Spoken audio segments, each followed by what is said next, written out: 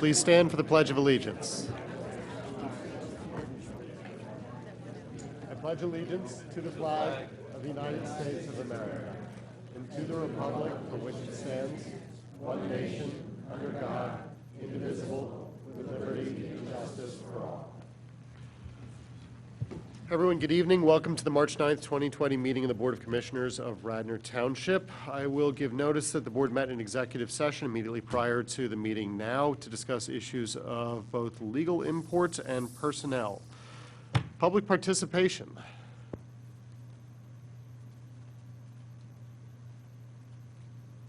Good evening, Chairman Larkin and other commissioners. My name is Kristen Russo, a longtime resident of Radnor in the 3rd Ward. The purpose of my coming here tonight is to voice dissent for the alteration of the ordinance 2016-13. With any change to an ordinance, residents must be apprised with advance notice about a public hearing which must take place, and in this case didn't. It was particularly a change or omission of a certain wording. That wording is surgical ambulatory facility. Those words needed to be part of an argument and an agreement, I beg your pardon, with the new University of Pennsylvania structure on Lancaster Avenue. That wording was not included. That wording was provided by the State Department of Health. Unfortunately, as I said, it was not included. Now, I know that what I've just said is a little bit in the weeds for the majority of Radnor residents, but all the commissioners know exactly to what I am referring.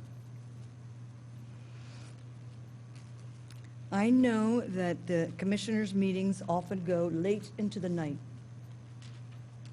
and I identify with that. So we don't want that to happen tonight, but we would like you to, and we would really appreciate it if you would take this issue under consideration in a transparent manner and resolve it as soon as possible before Penn receives its occupancy permits.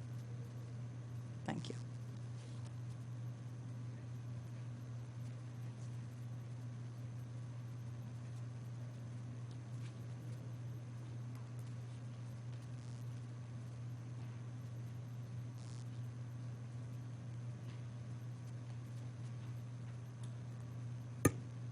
Dan Sherry, Wayne.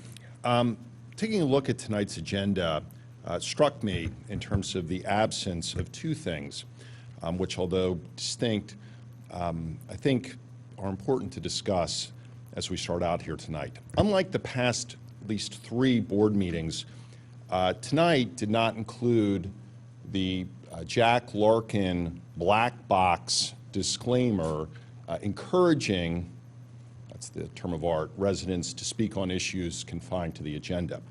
It appears that Mr. Larkin, after, by my count, 3 successive meetings of getting critiqued over that, has buckled and lifted that restriction, thereby restoring Board of Commissioners meetings to that which they have been handled for at least decades.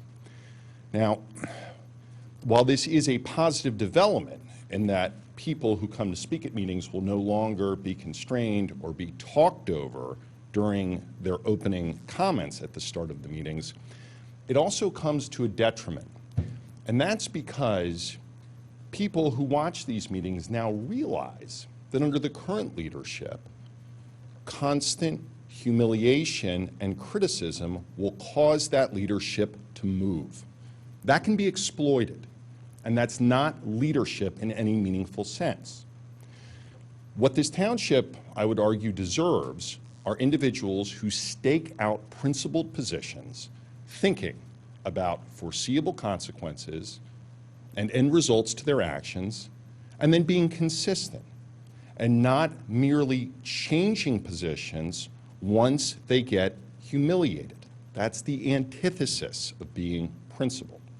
We saw that 3 meetings ago when Mr. Larkin elected to hold a meeting where once proposed legislation was introduced, public comment would then have to come immediately, and the public was forbidden from commenting on proposed amendments and was also left without the benefit of board comment and staff comment.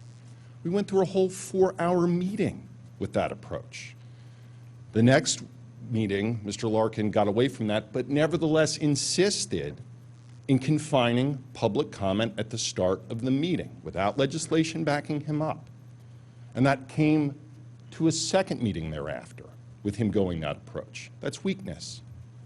Take principled positions, be consistent, and don't latch yourself onto bad ideas and go to the mat only for a couple meetings, only to then walk it back.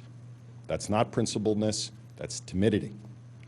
The second issue that's missing from tonight's agenda is any description as to the appointments to, quote, various boards and commissions. That's item 3 on the agenda. Now, I went and looked in the packet to see whether or not there would be any particularity as to what boards and commissions this official agenda topic was referring to. And there's nothing. There's just one sheet. That's not notice, and that's not appropriate. Anybody reading this agenda should have some idea as to what boards and commissions this board is referring to if you're planning on taking official action, which is, of course, what an appointment is. Are you talking about a particular board that may have current important issues coming before it? And here's where the timing of this concerns me. 2 meetings ago, Lisa Borowski introduced a resolution to turn the cameras off at CARFAC meetings. These are public meetings. And I asked, this was back when Commissioner Larkin was operating under the position that members of the public could only speak after an ordinance was introduced and not comment Chair, on you staff. have 1 minute. He's now commenting now. Couldn't comment on what this board was saying, but asked what is bringing this up and who are the people who are asking for this. And all Commissioner Borowski would say is, well, I haven't received any emails from anybody. Well, now we have just a couple meetings later, no names whatsoever in terms of who the appointees are, and no identification as to what boards they will be proposed for. Please provide the public with notice prior to a meeting as to who the proposed applicants are and what boards they seek to get on. Because I'm not one of these people who believes that just because you put your hand up, you should be on a board. We've had terrible performances in the last 7 and 8 years in Radnor regarding individuals on the ethics board. People who I would submit shouldn't be on any board.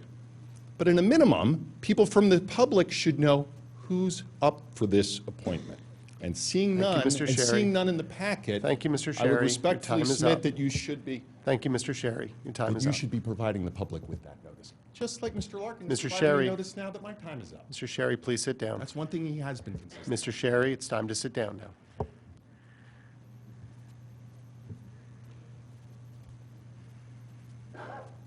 Is there any additional public comment? Seeing none, we will move on to the consent agenda. Is there any item of the consent agenda that any member of the Board of Commissioners would like to pull? I've heard G, Item G. Aye. And J. Sorry. J and I, did I hear? Yeah, aye. Okay, let's start. And Oh, F, can we pull F too? Okay, F. Let's go alphabetically. Jake, what is F? I'm just looking for an explanation on details. Okay, item F, authorization for the engineering department to issue a request for proposals for Pennsylvania Department of Transportation certified inspection services for the Radnor Tap Trail. Steve, I assume that is you. Yes, Commissioner. So in the memo, it notes the inspections for the Radnor Tap Trail have to be performed by a firm who's certified by the Pennsylvania Department of Transportation and must have the necessary experience and certifications to do so. Our appointed firm, QCI, does not have those certifications as of yet.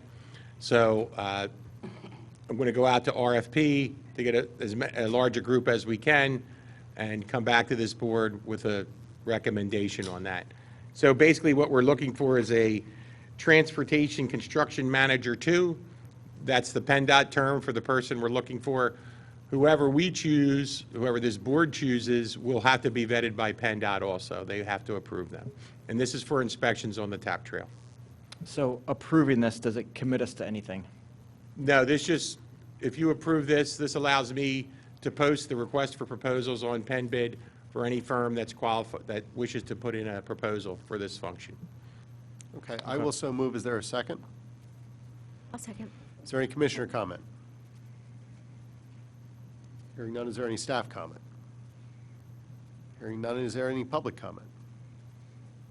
Hearing none, I will call the vote. All in favor say aye. Aye. All opposed, nay.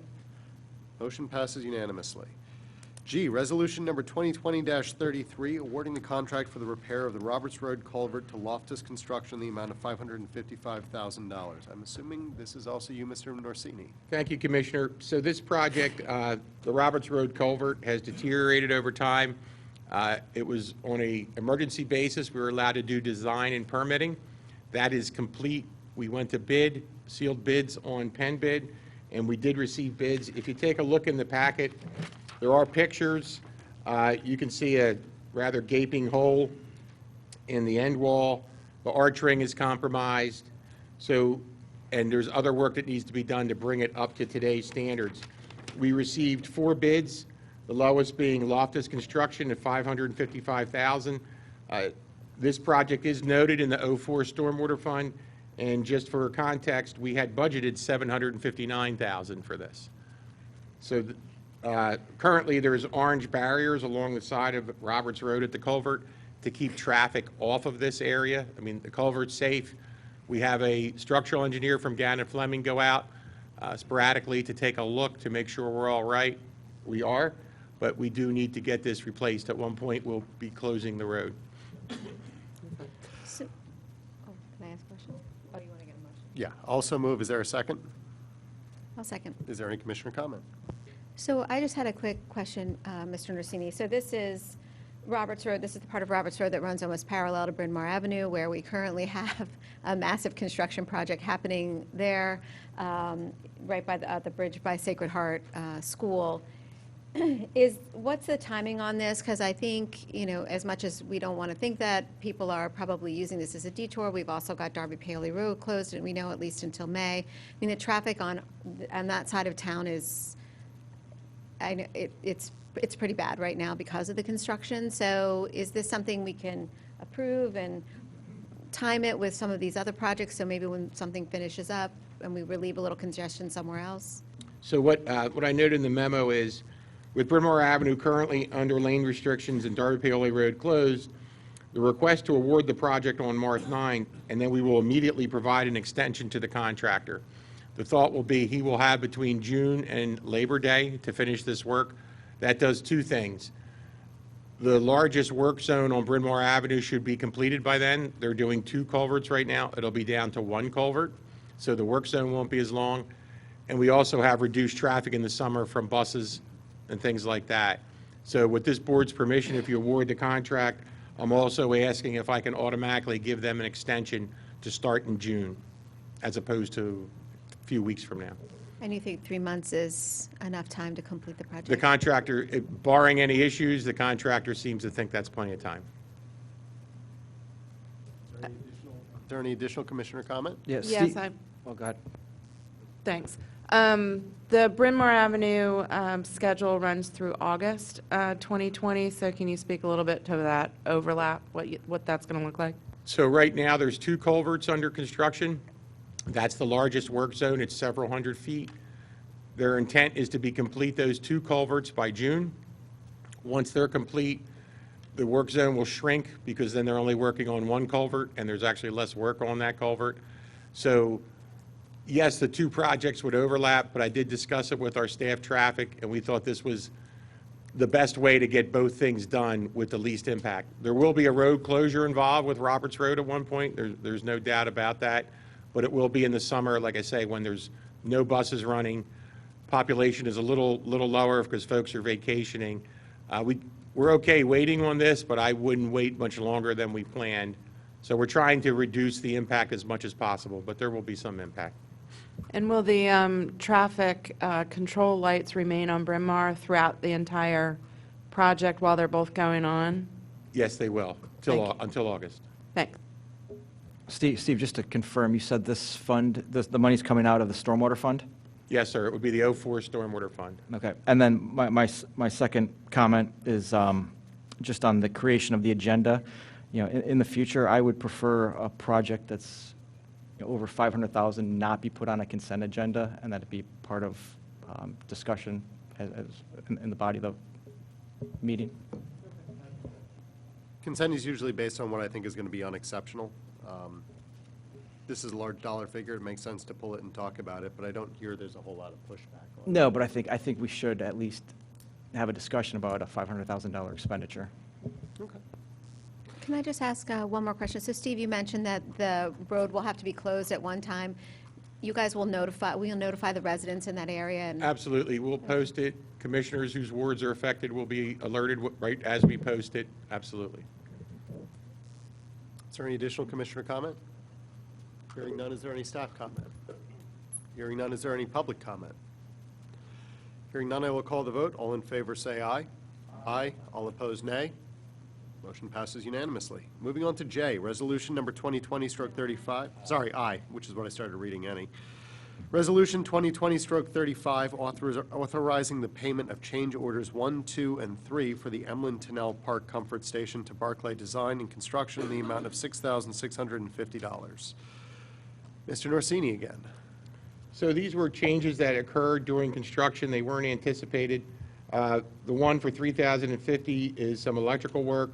So the electrical work for the building was included in the contract, but we saw other items that were connected that we thought would be prudent to bring into the control panel at the restroom. And as well, there was a couple of codes issues with what was there. There was a new water service tee for the existing fountain. It was best served, we thought, if we could bring that in on the water line for the building. And there was additional grading and leveling that was done to accommodate 2 batting cages. This work, this $3,000 will be paid for by the Radnor Wayne Little League, so they will reimburse the township, assuming approval of this is made and we pay, they will reimburse us $3,000. Are any of these changes going to have any material effect on the time frame? No, sir. Okay. And do we have an estimate on when that competition is going to be up and running? We're looking in April for that work. It's, if you've been by, the structure is pretty much complete. Yes, of that. So there's exterior work, grading, some paving, but the majority of the work for the building is done. Okay. So when you say April, mid-April, beginning April, end of April? Just say April. Okay, thanks. Is there any additional commissioner comment? Hearing none, is there any staff comment? Is there any public comment? Oh, I'm sorry, we haven't had a motion. Thank you. I will so move. Is there a second? I'll second. Okay, now is there any commissioner comment? Staff comment? Public comment? Hearing none, I'll call the vote. All in favor, say aye. Aye. All opposed, nay. Motion passes unanimously. Moving on to J, Resolution Number 2020-36, authorization to purchase replacement fountains for the Willows Pond. Mr. Norsini. That would be me, Commissioner. Oh, sorry. Public Works. This is to replace the 2 fountains that were at the Willows. They no longer work. One died mid-season, the other died at the end of the season. If you saw the pond at the end of the year, it was pretty green. This is going to help with the algae, and that's the request. Okay, I will so move. Is there a second? Is there any commissioner comment? Steve, how old are those existing fountains? 17 years old. Okay. We pull them every year. We service them. So we got a good run out of them. Thank you. Any additional commissioner comment? Hearing none, oh, sorry. Steve, you also have a plan to treat the pond as well, for the algae as well? That is correct. We just got the permits back from the DEP, and we'll be ready to go April 1st. There's a treatment in April and then one in July, so we'll get them both in this year. Is there any staff comment? Is there any public comment? Hearing none, I will call the vote. All in favor, say aye. Aye. All opposed, nay. Motion passes unanimously. All right, moving on to consent. The remaining items, which is A, B, C has been pulled, D, E, and H. All in favor, say aye. Aye. All opposed, oh, yeah, I will so move. Is there a second? Thank you. Second. All in favor, say aye. Aye. All opposed, nay.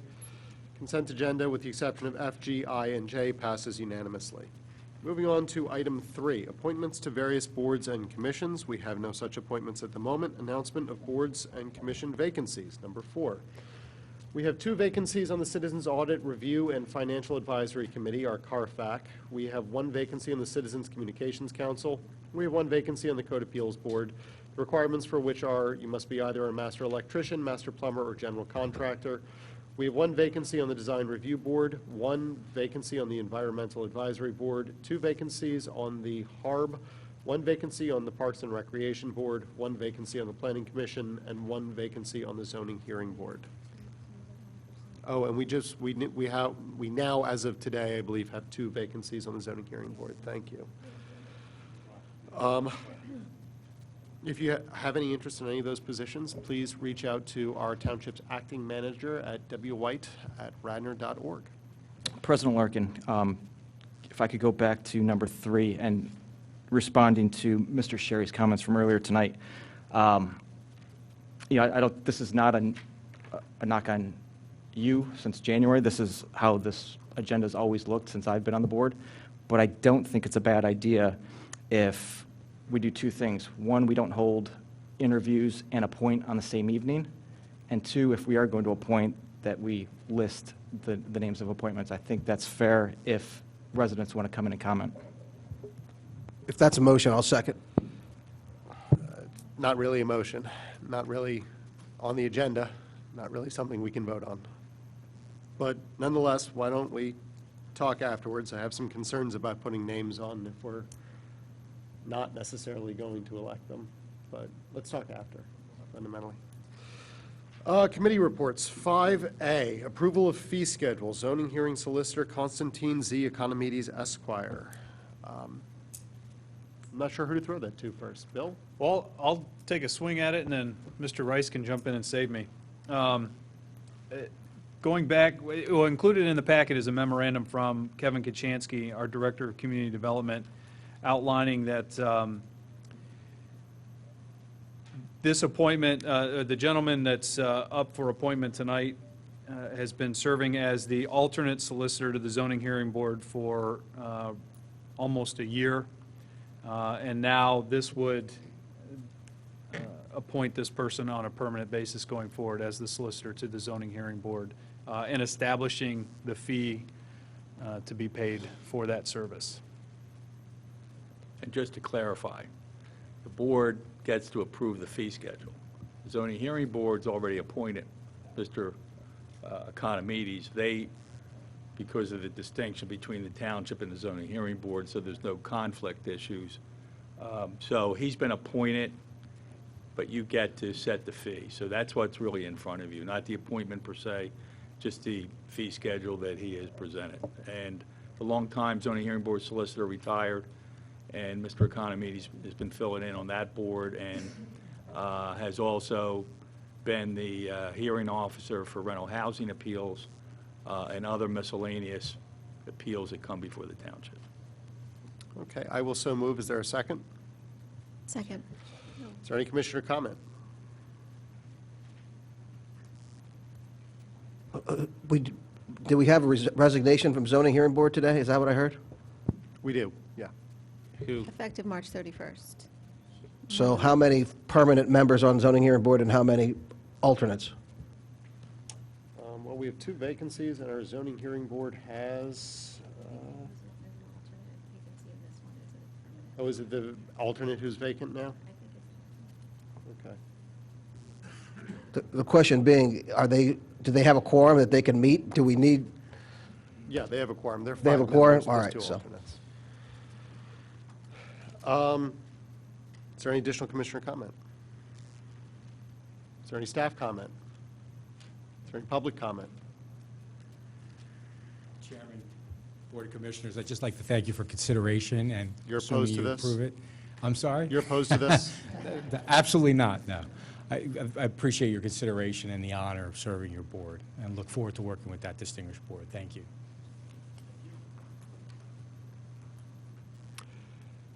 I will call the vote. All in favor, say aye. Aye. All opposed, nay. You did not talk yourself out of a job. Moving on to resolution number 2020-37, authorizing the award of the design contract for the Radnor Trail extension to Campbell Thomas and Company in the amount of $118,087. Mr. Norsini. Just very briefly, Commissioner, so the trail, the proposed trail has changed. We had looked at for some time putting a culvert under Radnor Chester Road. So this trail extension goes from the terminus of the existing Radnor Trail at Radnor Chester and takes us down to the end of the towards the Blue Route right-of-way, if you will.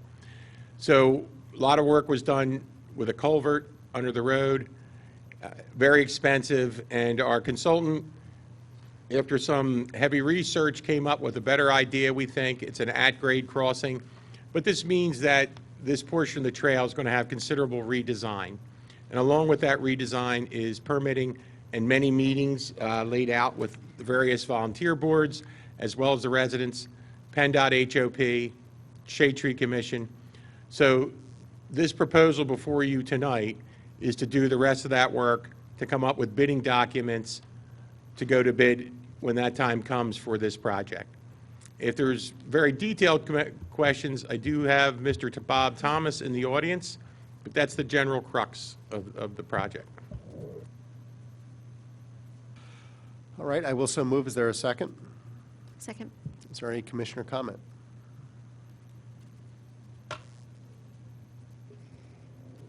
Just a comment.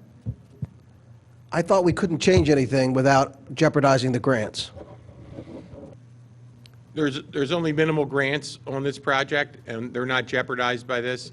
We need to do this to actually come up with a final plan. So right now, this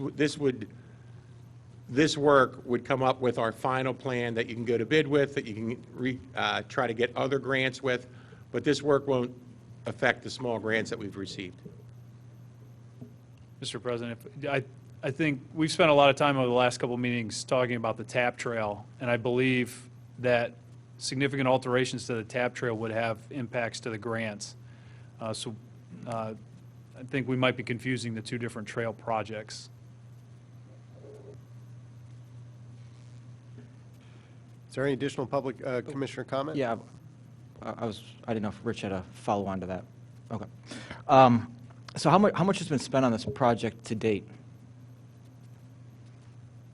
If this is awarded, what we have left in the fund, so to speak, we'll have funded the design, but there'll be very little left for construction. I'd have to get you the exact numbers, Commissioner, but if you award this, I'll say we're in the $300,000 range for design.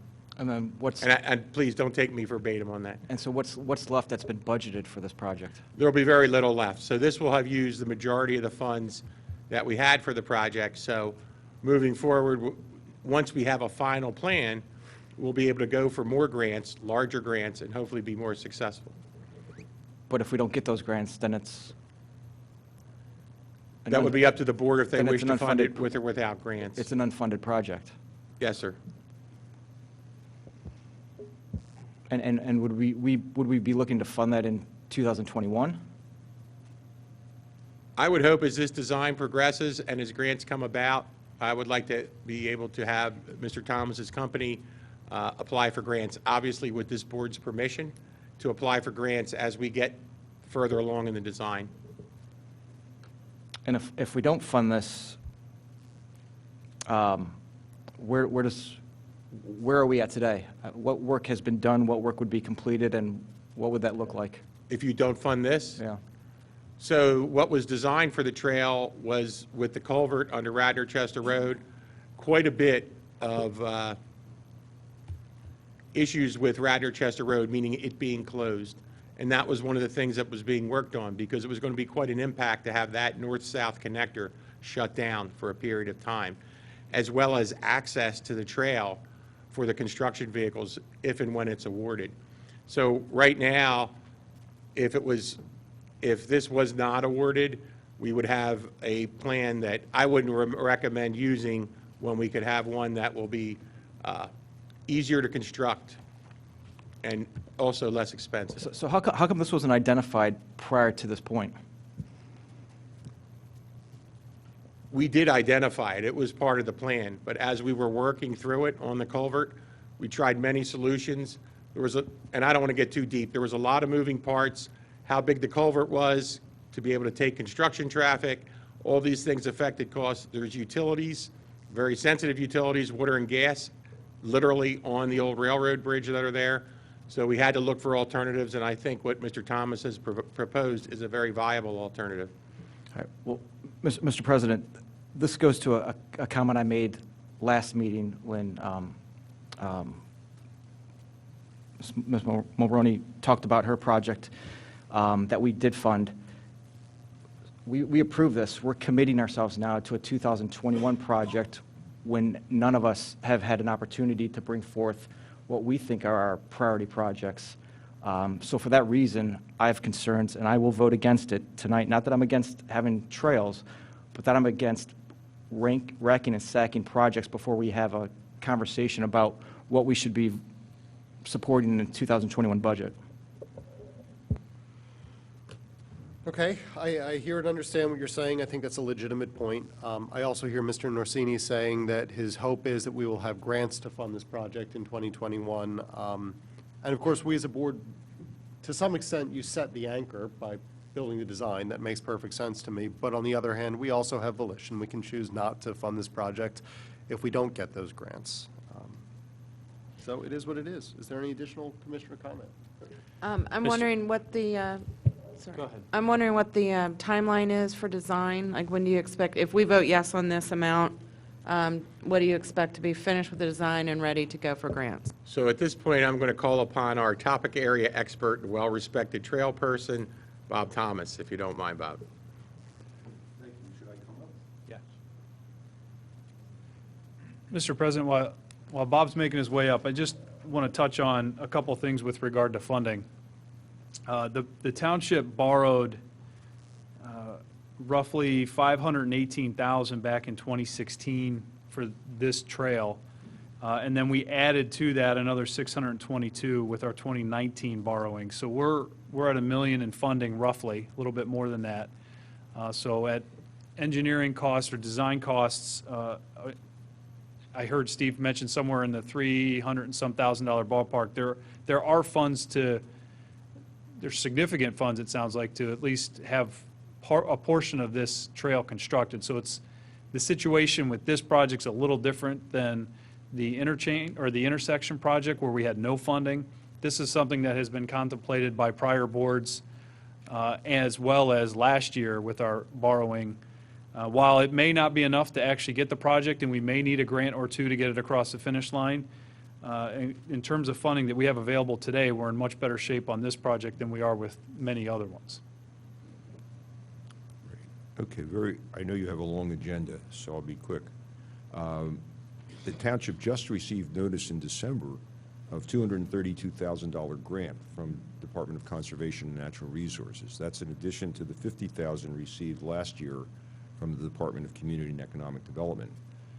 The reason the township got that grant is we went back to DCNR after being turned down twice for the huge culvert. And the reason that we were designing the huge culvert was the desire, which I totally understand as a cyclist and as someone who has nieces and nephews and other people, that we wanted to have a grade-separated trail. It was simply too expensive. And we worked very closely with DCNR to say, what would you fund? And we looked at other at-grade crossings for trails on the Chester Valley Trail, on the Schuylkill River Trail. We worked closely with PennDOT to get their buy-in. They said, yes, the sight lines are good, the speed limit is good. Radnor-Chester Road's not a great road, but they said, but we would approve this. And as a result, what we came up with is something that shaved $500,000 off the construction costs that we had. So there was a tremendous savings in going to the at-grade crossing. The other issue, very simply, is you need access for construction. You need to get in large vehicles. And we're looking at a minimum of disruption to the neighbors. If you simply had a small trail going down into that rail bed or the culvert, you wouldn't be able to get the triaxles in. You'd have to get another construction road, possibly going through properties, negotiating with people. So we were looking at both reducing costs by $500,000, but also not getting off the PennDOT right-of-way. We figured out a way to get the trail down from Radnor-Chester Road within the right-of-way. We discovered, to our great delight, that we don't have to move any utilities when we do that. We had a tremendous amount of work with the water people, the gas folks, PECO, and we've eliminated all that work by doing this technique. This would also allow for future construction. This is part of the circuit. It's part of the Valley Forge Heights Refuge Trail. The trail is being completed down near Heights. It's being worked on elsewhere. So this having construction access that could be reused is really important for future development. We wouldn't just be locked in with where we are. So the important thing is that the grants that have come in came in, this is not a change which would discourage the granting agencies. They asked for this change when we sat down and looked at all the alternatives. And the other thing that we know is very important is the minimum disruption by closing an important road like Radnor-Chester Road. Doing a grade crossing without having to touch the pavement 1 inch, we figured out how to do that, means that there'll be striping, there'll be some other work, but that's about it. Radnor-Chester Road will be closed for a couple hours of painting and maybe some signs and whatever. That's a tremendous benefit to the community. So we were looking not only at saving the $500,000 in cost over a very large culvert, which would allow construction trucks to go underneath the road, but we also figured out a way to really have minimum disruption during this work with the neighbors. The other thing that's really important by working in a design is that we do not go off the PennDOT right away. So while we know that we will need to be talking with the neighbors, as we did in the first phase, we had 67 property owner meetings for the trail between Radnor-Chester Road and Sugartown Road, and we know that there'll be quite a few. The other thing about our fee is we worked very closely with Mr. Norsini and the committee, and what we did is we agreed that our fee would be an hourly basis not to exceed. This is not a fixed fee. So we allow, this allows for not having to go for supplements or whatever. We will not go beyond this number, but we would expect, hopefully, that we would be able to stay below it. I personally want to get this job done. So believe me, we're not going to be wasting time building in hours. I want to get this done and move the rest of the trail along. I serve as co-chair of the Valley Forge Heights Refuge Trail Alliance, so we want to focus attention on getting the rail width trail with SEPTA, from Radnor through Haverford, et cetera, et cetera. Is there anything else I can help you with?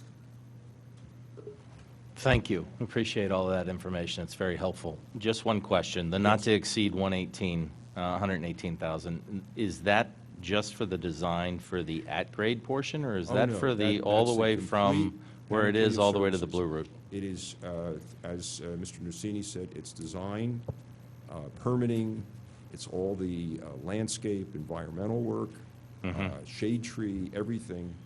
It also includes all the meetings, which we have a large number allotted for. It then includes assistance to the township when bidding, on the selection of the contractor, and then we will be it also includes all of our fees out during the construction period. We will be out doing construction observation on a regular basis, out for emergencies, writing minutes, all of that, and we will also work with PennDOT on the project closeout, right up to the ribbon cutting. So, thank you. That's very helpful. Good. Thank you. Does that also include assistance with going out and finding additional grants if we find that they're necessary? Yes. Yes, okay. Yes, and I would just say, I think all of you know my personal commitment and our firm's commitment. We've been pushing this trail since our first contract with the township in 1982, and all the other work that we've done. So the thing that I see is that, what was your question? I'm sorry. Helping the township go out for grants or seeking that? Yes. Now, we received some amendments during the court, 2 amendments in 18 and 19. We went well beyond those in our commitment. Just so you know, And we're not asking to be paid for that. It's part of what our firm does as a socially motivated, environmentally motivated firm. We spent an extra $62,000 worth of effort with all those negotiations and meetings and extra walks with DCNR to make this happen. Did you say 1982? Yes. Thank you. Thank I you. appreciate it. Is there any staff comment? Is there any public comment? Hearing none, I will call the vote. All in favor say aye. Aye. All opposed, nay. Motion passes 7 to 1. 6 to 1. That's a fair point. That's a fair point. That's why we need to start the meetings earlier. I get sleepy. Moving on to item C, resolution number 2020-38, 147 Conestoga Road, minor final subdivision plan.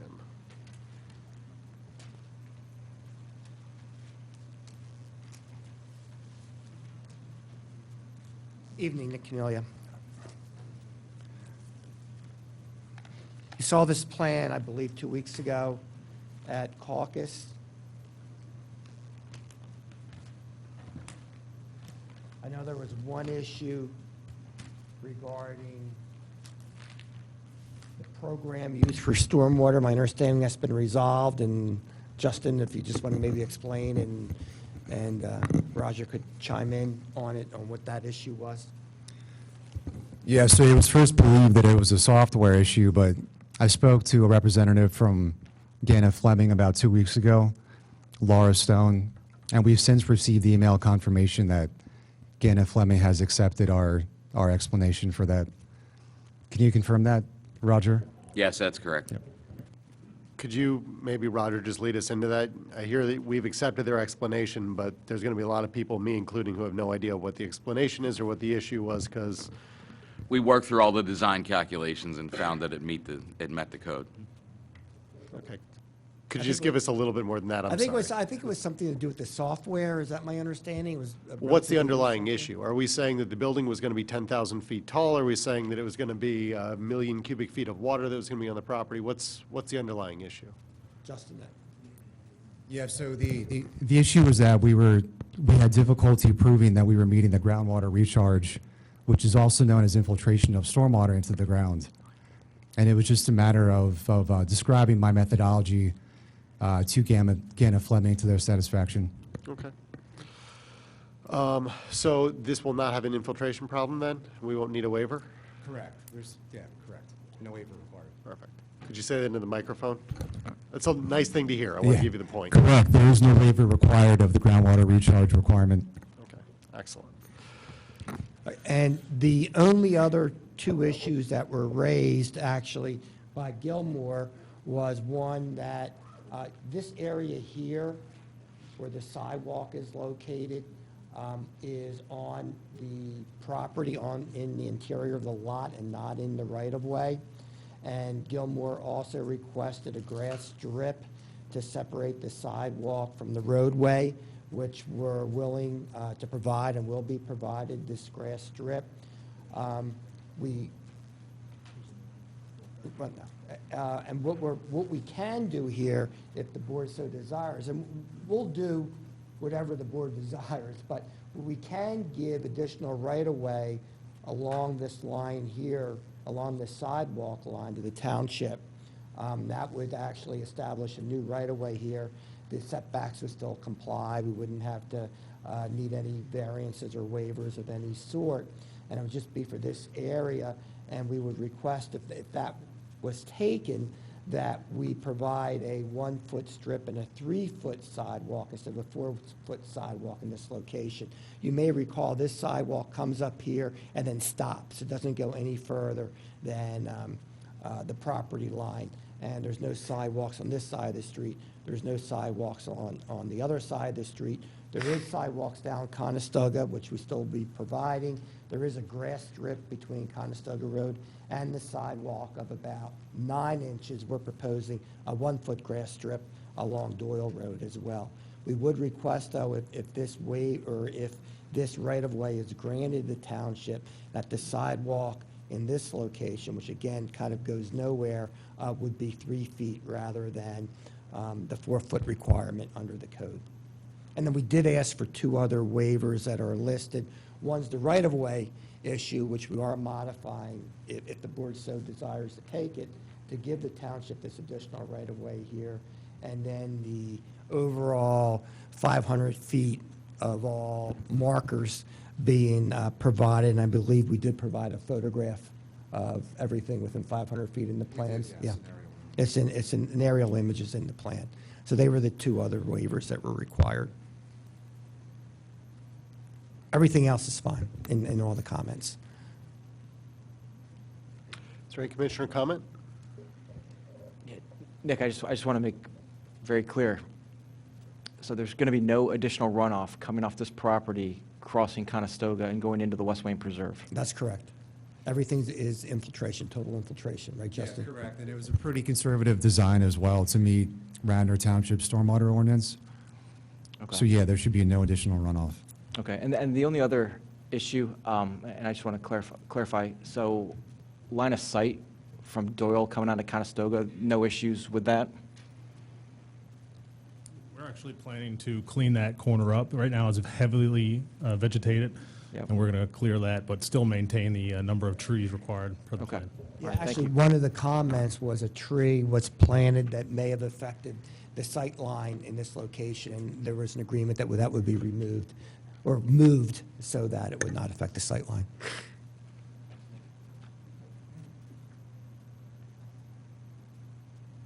Is there any staff comment? Regarding the 3-foot sidewalk that you're proposing, we cannot do anything lower than 4 feet because of ADA regulations. 4 foot's the minimum sidewalk width. So just to clarify off of that, the waiver requests that we have right now are one for showing existing principal buildings and driveways on the adjacent peripheral strip, which is whatever. The second, though, is as to dedicating additional right-of-way along the existing street. Does that deal with the 4-foot issue that you're talking about, or is this separate? The additional right-of-way, that's a requirement from the Saldo regarding the widening or whatever Yes. right-of-way we need, yes. So the second waiver that you're requesting on the resolution that I have is subsection C4 as to dedicating additional right-of-way along an existing street. I just want to make sure that we don't vote, assuming this passes, we don't vote to grant the waiver that you're requesting if it's the same as what you're just telling us we can't do. No, I think we were talking about sidewalk. Yeah, it's sidewalk and right-of-way. It's 2 separate issues. Okay. So since that is a ADA requirement, we'll have to provide a 4-foot sidewalk here, and we would provide a 10-inch grass strip between the curb and the sidewalk. And we still have 4 feet, all of that would still be in the right-of-way. Okay. As a result. So we would be able to comply with the ordinance. And the only other thing, as we mentioned, was if the township wanted this right-of-way here, we'd be willing to give it, or we'll give an easement as is provided in the comments itself. Okay. Is there any additional staff comment? Commissioner, I don't know, and I did not see it, but I was informed that there may be a milepost monument on this property. And are you aware of that, sir? Yes.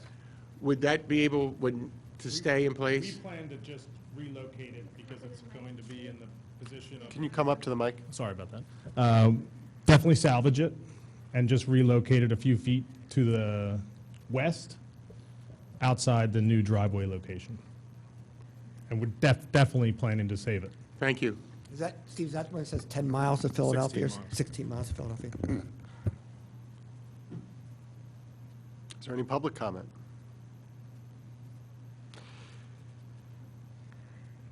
Okay, I think that we're missing a motion, so I will move for resolution number 2020-38. Is there a second?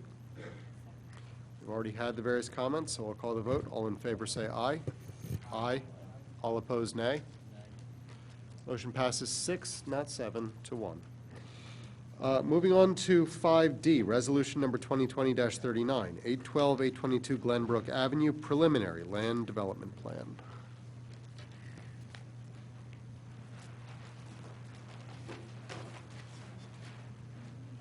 And again, we're in agreement with all the comments. The only thing that the Planning Commission, we had requested from the Planning Commission this be treated as a preliminary final plan. The Planning Commission's recommendation was that it could be treated as a preliminary final plan. We had brought it up to this board at caucus, requesting preliminary final plan as well on this. I noticed, though, that the resolution just provides for preliminary. Remember, we're adding one apartment unit to this building right here. Currently, it is approved for 2 apartment units. We're adding one more additional apartment unit to it. My understanding is that the sewage flow on this goes to Haverford and then to Lower Merion, so it doesn't go to RHM, which is where we're having the issues as we go down to Springfield and those areas. So this goes in a different direction, and I believe that we're asking for an exemption, and I don't know, I'll ask Justin, if you want to address that. Yep, I'm Will Daggett from Momini Inc., the engineering company on the project. And we've been in coordination with Gannett Fleming for the exemption and the mailer that you sent to DEP.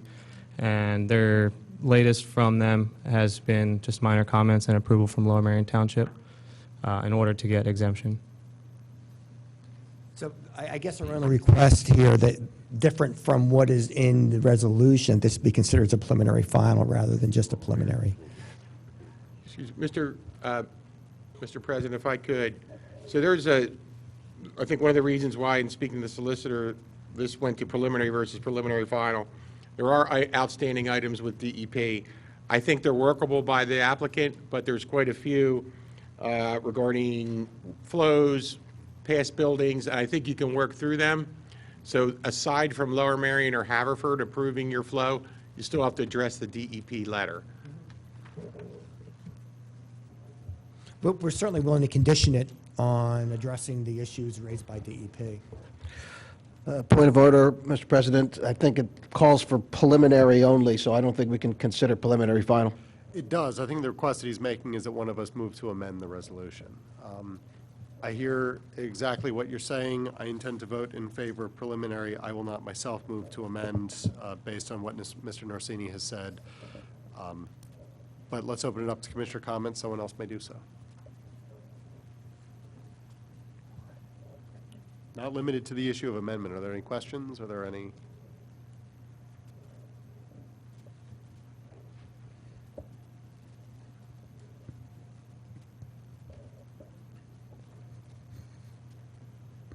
Okay, is there any staff comment?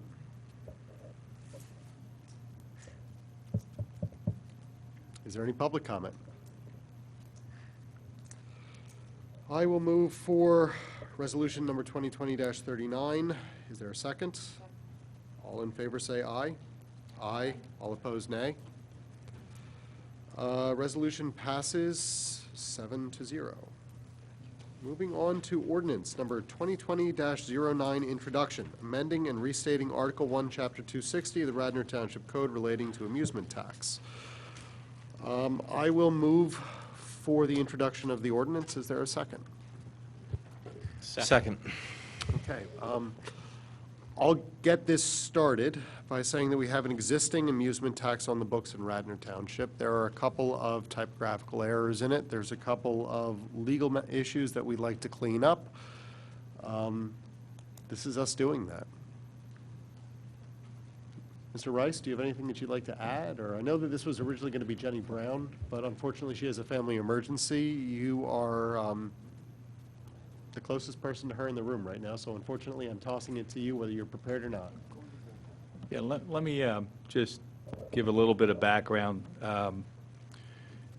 This proposed amended and restated ordinance arose out of a meeting that the staff had in December with its tax team and Jenny Brown, who is the township's BPT, mercantile tax, and has been involved with the amusement tax. Recommendation at that time in looking at tax revenues from amusement tax, at looking at tax-exempt properties, looking at BPT collection was to what I think she described as cleaning up and correcting some potential problems for enforcement with the amusement tax ordinance. So the changes that, and unfortunately, we can ask her to provide a red line draft of the original ordinance, of the current ordinance. She was unavailable tonight, but the changes aren't substantial. This is a 10% tax on tickets, basically. Covers certain types of amusements. Some are exempt under the state statute. So in order to move forward with a more robust, or to pick up all the taxpayers that are subject to this, that was her recommendation. So the first step is to clean up the ordinance. It's before the board for introduction. You can introduce it, and it can be advertised for your next meeting or 2 meetings from now, and I think that would give her time to come back in and brief the board on any legal issues in executive session. I'd also tell you that this is a tax under the Local Taxpayers Bill of Rights, so just like BPT ordinances, specific taxpayers should not be discussed or identified or disclosed under the Taxpayer Bill of Rights.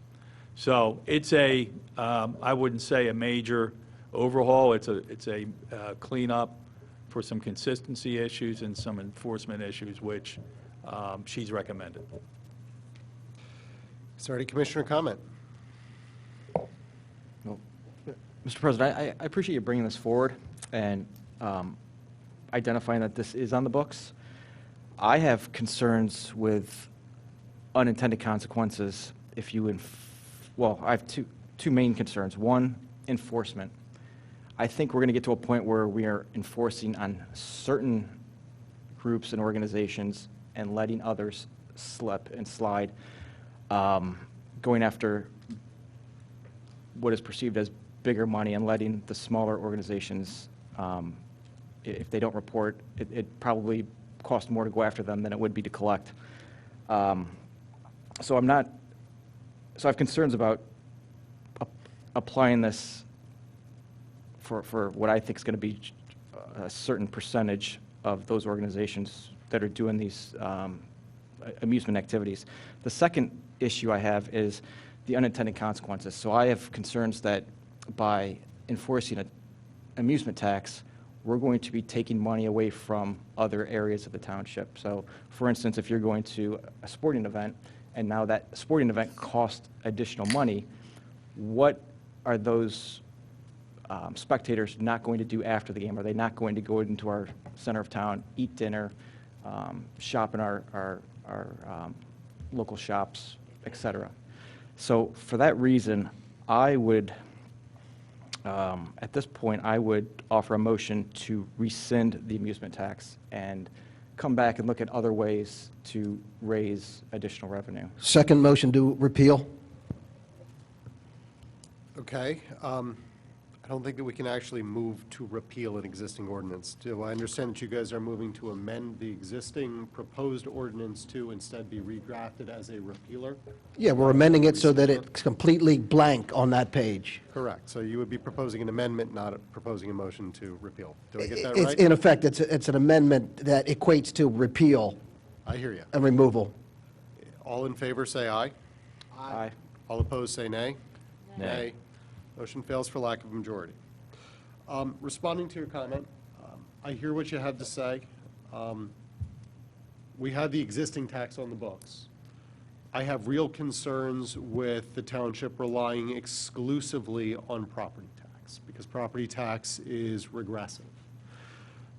You have no ability to avoid property tax by choosing not to go to an entertainment in this particular case, or not to make a purchase if you wanted to avoid sales tax or anything else. It is just if you own a home or property in Radnor Township, you end up paying tax, period. Taxes which instead are self-selecting to a degree, I think, are preferential. I mean, ideally, I'd like a marginal tax rate. We're just not allowed to do that. I'm also frankly concerned about wholesale removing taxes that have been in the township for a really long time. I'm not really sure what the effect of the business privilege, of what the amusement tax would be, given that it's been in effect for as long as it has. But I hear what you're saying. I think that what we need to do moving forward is keep a close eye on what the actual effects are, rather than saying we're just going to repeal it in the event there are effects. And I'd be perfectly happy to revisit this. 10% isn't the only tax rate that we could charge. We can move it up, we can move it down. And it may be something that ultimately we decide really isn't going to work for us, maybe because it's too costly to administer, or because there are people who are being taxed to the exclusion of others. I mean, it's possible that this is going to be something that's so de minimis for most people that 99% of taxpayers never end up self-reporting. Not 99% of all tax, but of the taxpayers, because my very hypothetical, just to reiterate, entirely hypothetical puppet show that's put on at a dime per ticket, I mean, we're not going to have the time to pursue you. It's not worth the postage stamp in order to do that.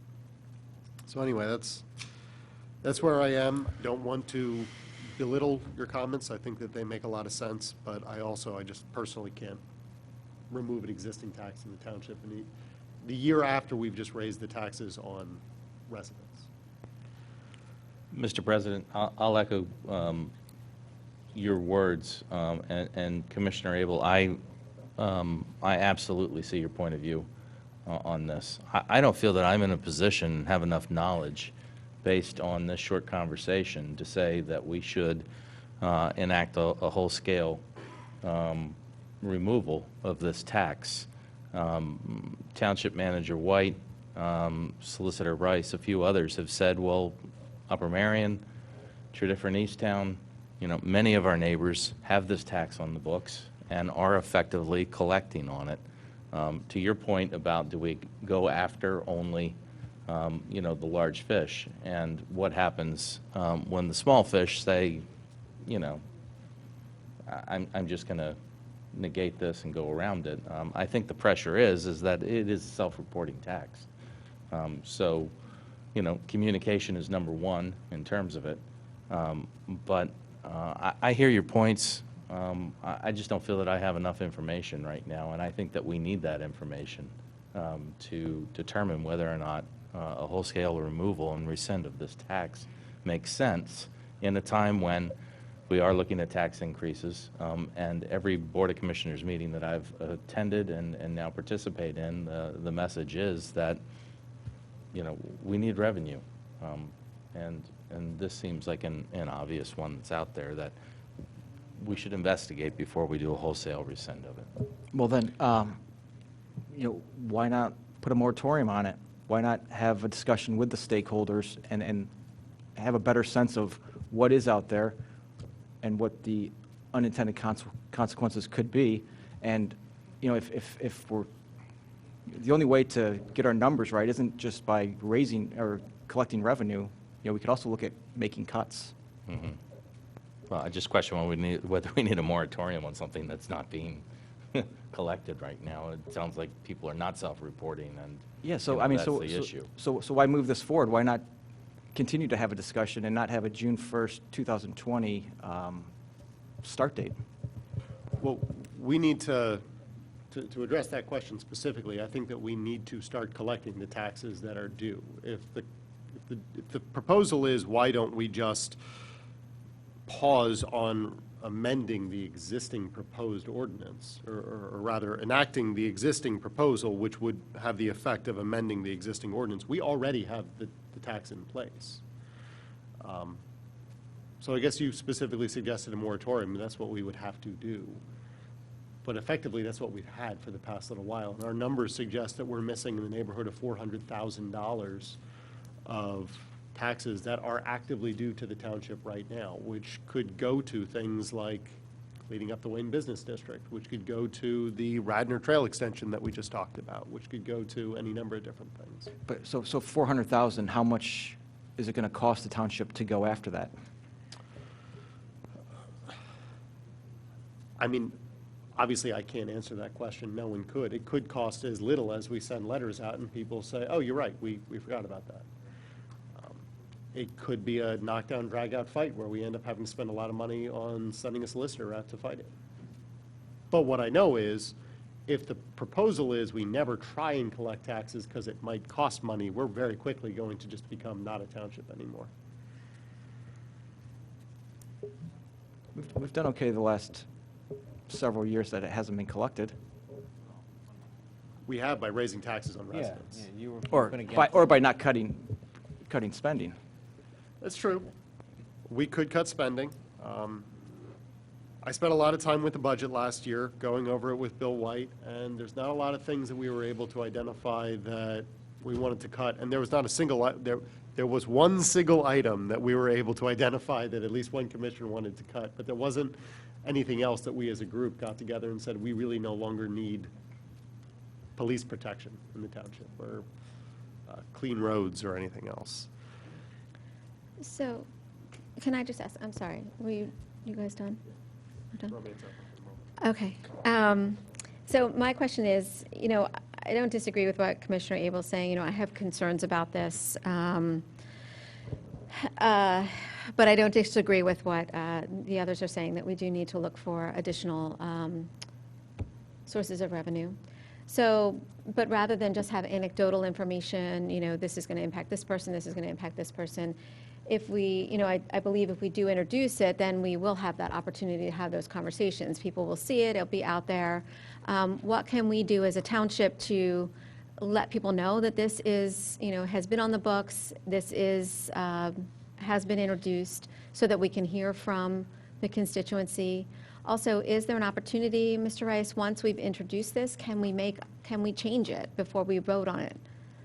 Yes. So we could hear from the community over the next few weeks. Would it just be 2 weeks? Could it be a month, or does it have to be 2 weeks? It can be a month. It can be advertised for a public hearing. You could continue the public hearing to the next board meeting, and until you feel comfortable with moving forward with it. So could we do that, maybe lengthen the timeline a little bit and give us more opportunity to hear from, interested parties? And then that would help inform us if we need to amend it, or maybe then we just don't vote to enact it. If we hear information from people that it would be really detrimental. I'd just like to say that I'm a little uncomfortable that we have laws on the books that are just being ignored and not enforced. So if this is an effort to identify a tax that's not being collected, I'd like to look into how we enforce the one as is. If that is not enforceable as written, I would like to have the conversation about whether it should be repealed altogether or amended to be effective. But just letting something sit on our, as an ordinance that sort of has no effect, this would be a good effort, I think, to clean it up and either make it effective or realize that it's something that we will never pursue, and then get it off the books. So I also echo, I think what I'm hearing is that we'd like to hear more information about what is being collected, why isn't it being collected, what it would cost to collect, what it would, what type of revenue we'd be looking at bringing in that could help us with the resources in the community, and let's get a good law rather than sort of wondering if we've got one at all. More succinctly said than I, and I agree. Thank you. So I have a couple questions. I understand if you make if you make less than 25,000, you don't have to report your mercantile tax. Is that correct? That is what is written into our ordinance. Okay. Can That- we? Well, Commissioner, there is a filing requirement regardless of the level of gross receipts. So even if the gross receipts are below 25,000, there is still a filing requirement, which is the mechanism we use to renew the business license annually. okay. Could we write something like that into? I think 25,000 is too high. Could we write something like that into the ordinance, We where they could have not. to do more than 10,000 in We could ticket not. sales? I hear a no from Jack. John? We can look at that. So I think that if we do that, then we're able to distinguish where we're not going after, the Radnor Elementary School play or the high school plays, and we could focus on the A tier and the B tier, but not the C tier, if you can put at least a minimum threshold in. So I'm for anybody smarter than me looking into that issue. Okay, But I will Fine. say that that's probably going to violate the Constitution's uniformity requirements. All right, well, could you at least look into it? Yeah, I mean, That's- it's something, and I think Commissioner Larkin's correct. With taxes, they have to be uniform across the board, regardless of the nature of the taxpayer. So, Okay. but that's a Jenny Brown question, Okay. and we're dealing with a state statute, and we're dealing with uniformity when it comes to any kind of a tax. Okay. But we'll look into it. Sure. Would there be anything that would preclude the township from giving back to the smaller entities again? Those would be the high schools, the middle schools, the plays, where they could essentially give that money back. I know that we make donations, quote unquote. Rich, you always say how much you dislike that, where we do essentially take taxpayer money and give it back to like the Wayne Senior Center, et cetera, et cetera. Could we give back some of that money back to some of those entities that are nonprofit and write that into the ordinance? That do Could be under the X same amount? issue, so, Okay. yeah. Because that's something that I would like to see, and then I think you hit on some of those notes of, you're right, you're not gonna hit up the little kids selling lemonade. Yeah. May I go? Just so everyone knows, this is an amusement tax. It's a tax on every ticket. It requires patrons, anybody who buys a ticket or goes to some amusement in Radnor, to pay 10% on top of the cost to get in. And this would apply to, everything in the township. So it's a 10%. It's a pretty big number. I am told that it's already on the books and we're not enforcing it. So my question is, well, why not enforce it? If you want to enforce it, enforce it. I do not like to levy new taxes. I'm against new taxes. I'm against additional expense that, in this case, I think is a hardship to a lot of different people for a lot of different reasons. However, if it's on the books, then enforce it. So I would say go ahead and enforce it to our acting township manager, Bill White. Go ahead and enforce it, and I'm fine. This has been brought before us, and what it says is that the amusement tax should be repealed and replaced with a version that clarifies the tax, improves on the current language and eases administration and enforcement while keeping the same rate. I don't understand. I don't know if that really means that it's unenforceable, or whether they want to improve it. My view is that it will be a hardship to a lot of people. This will apply to not only big-time events, say big-time sports that we might have in the township, but it would also apply to every fair, every ring toss game, at every bingo game, every single event that any church or synagogue or mosque or anybody might have in the township. And it requires somebody at those organizations to know about this tax, to build it into the ticket, then to fill out the papers, and then provide the money to the township. The cost of compliance, the lack of knowledge and familiarity with so many different entities, even sophisticated entities across the township, makes this a very untenable law. And my view is that I don't want to, I don't want to reauthorize it. If it's on the books and you want to enforce it, I say go ahead and enforce it. They're telling me that no, we can't enforce it for whatever reason. If we are going to change it, I need to see what the changes are versus what's currently on the books. I do not have that right now in my packet, and I can't evaluate this, even to introduce it, until I see those changes to ascertain whether there is anything substantial or not. As such, I would propose that we table this until we get a red line version, and bring it back for reintroduction at the next meeting. I would ask for a second on that motion. Is there a second on the motion? Second. I will call the vote. All in favor, say aye. Aye. All opposed, nay. Nay. Motion fails for lack of a majority. Okay, not seeing any additional commissioner comment. Is there any staff comment? Is there any public comment?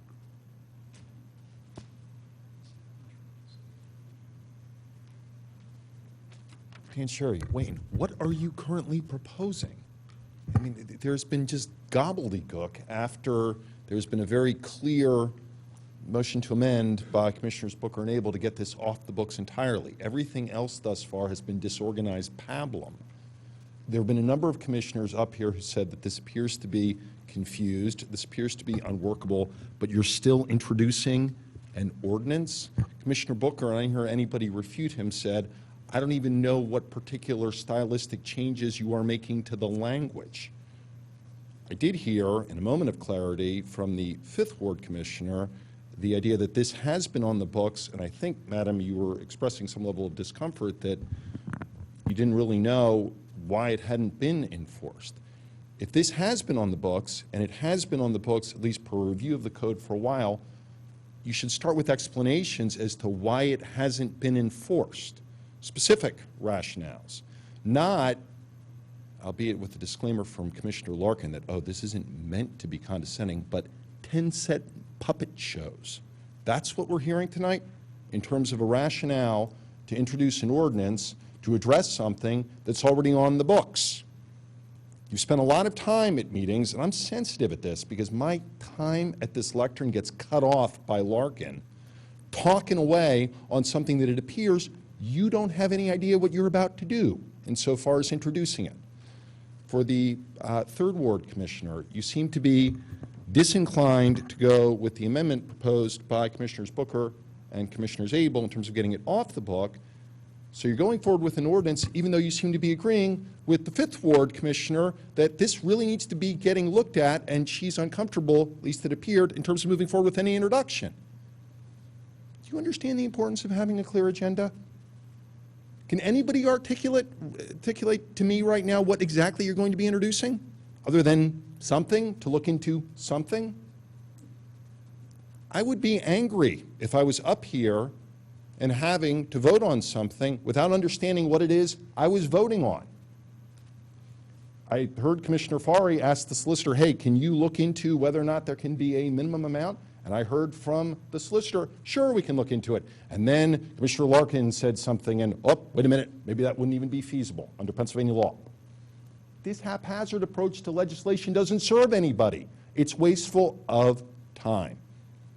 And I would say that, again, if it is on the books and you want to have it enforced, merely enforce it. And also demand accountability from the people who should have been enforcing it, but were not. This does not appear to be a new law. It just appears to be an unenforced law. I also think it's dangerous to be setting the precedent that we need to provide notification for a law that's already on the books. You have to look into it. I look at Radnor's code fairly closely, but I got to confess, I didn't know about this, but that doesn't mean that if I was hauled in front of this board and asked to explain myself as to why I wasn't paying something, that I would say, oh, I just didn't know about it. The board's position should be, if it is in the code, you should know about it. It is clear that certain organizations don't. I remember when the Radnor Conservancy had some type of cockamamie smart car raffle at the Willows Cottage. I don't remember any type of amusement tax associated with that or an attempt to collect it. But don't take the position that the laws on your books are vague. That will start causing mischief. Commissioner Booker is right to point that out. It's on the books. Enforce. Don't create a precedent where, oh, this is ambiguous somehow. I mean, think about what you're doing right now. People who might owe you money will now get to use this videotape meeting to talk about, oh, you all seem to think it needed additional clarification. How's that help you? But goodness, hey, stop. I still have time, Commissioner Larkin, 10-cent puppet show man. Okay? Think about it before you vote. Your example, not mine. Don't get irritated at your own examples, Mr. Larkin. Okay? Think about it before you vote. Why are we doing this? Why are we doing this now? And for goodness sake, what are we doing? Thanks.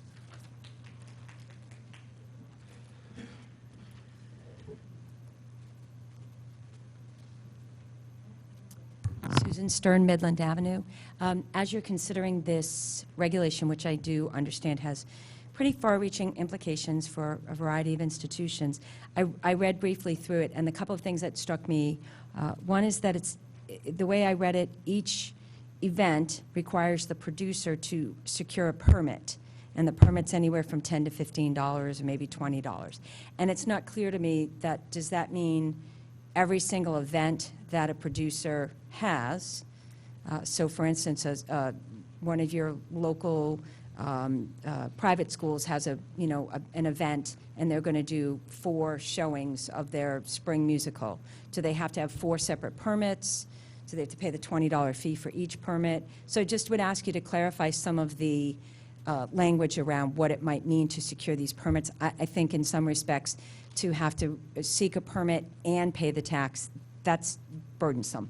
I'm not going to lie. I think that both steps are, to have to do both steps are burdensome. The other thing that struck me is I read the attached memo about hiring someone to enforce this, and it just strikes me that at $125,000 cost for a $400,000 revenue, to 31% of the revenue that you're hoping to gain here, and that's at the maximum end of your revenue, to have to hire a new employee, that seems like a lot of cost associated with the revenue. So perhaps if you're going to rethink this, I do understand it, I appreciate it, the reason that you're looking at this carefully, but I would ask that you think about the associated cost. Is there a way to do this without incurring, it would actually be more than 31% if the revenue is on the lower end of the $300,000 to $400,000 estimate that I saw in the memo tonight. Thank you.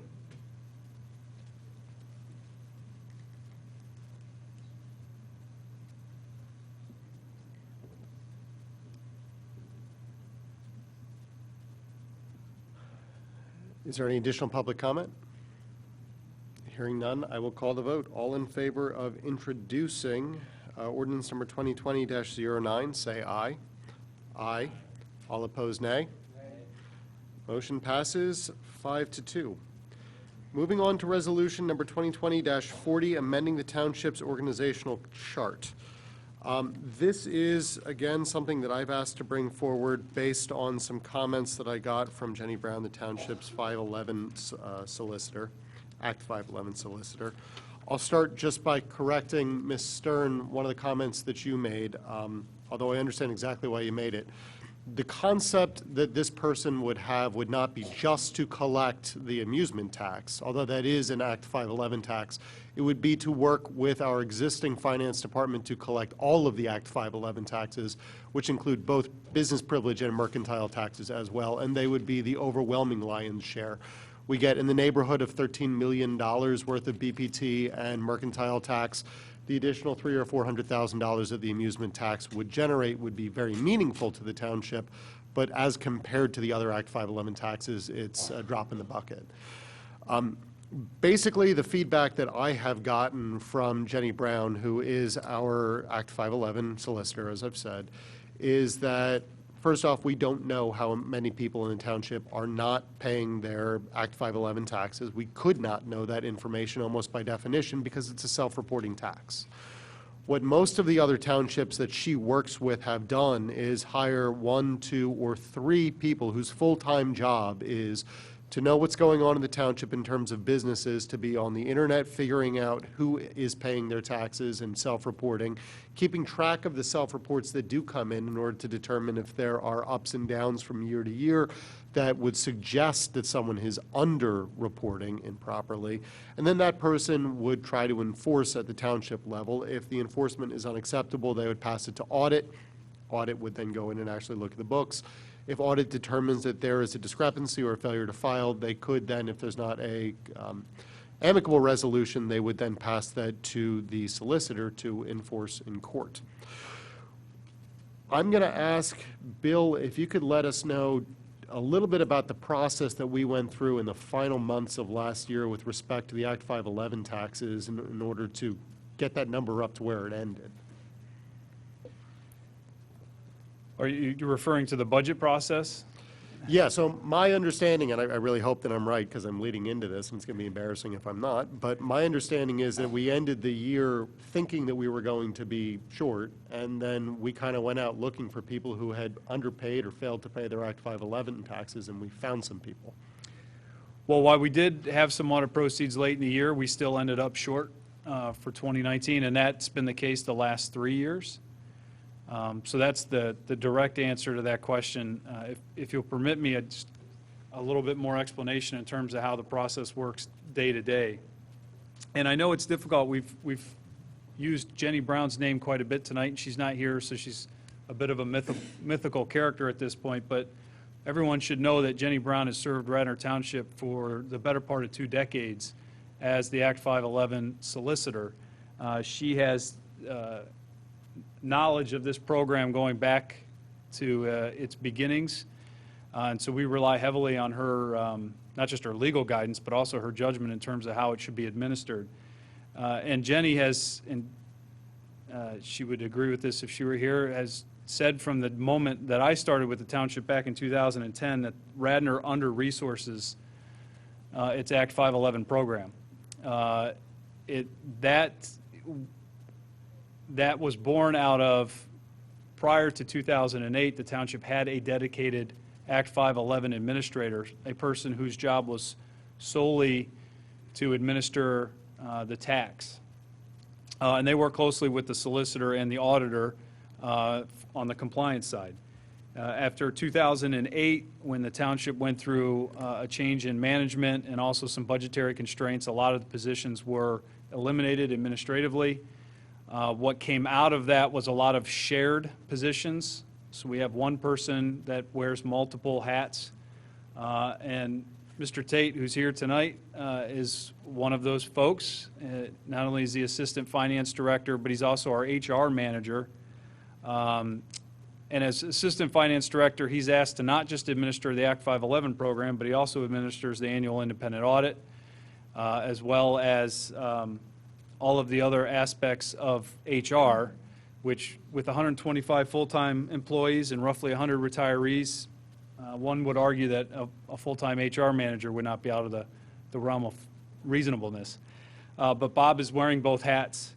Again, I'm circling back to using Jenny Brown a lot, but she's the one who's advocated from, again, since the moment I started here and continues through to today, that Radnor should have a dedicated Act 511 administrator whose sole purpose administratively is to oversee the administration side of these taxes. And that includes business privilege, it includes the mercantile, and the amusement.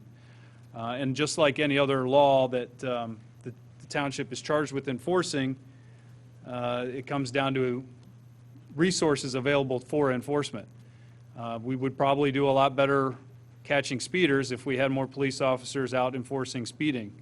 But there's only a limited amount of resources, and that's no different with our business tax administration. So what this change in the organizational chart would do is it would create that position within the finance department. We've estimated a total all-in cost of $125,000, so that's not just salary, that's all the other benefits and costs associated with having a full-time employee. And then Mr. Tate would redirect the time that some of the time that he's working on Act 511. He wouldn't rid himself entirely because he's still excellent at sitting down with businesses and working through tax returns with them and assisting them in filing and staying compliant.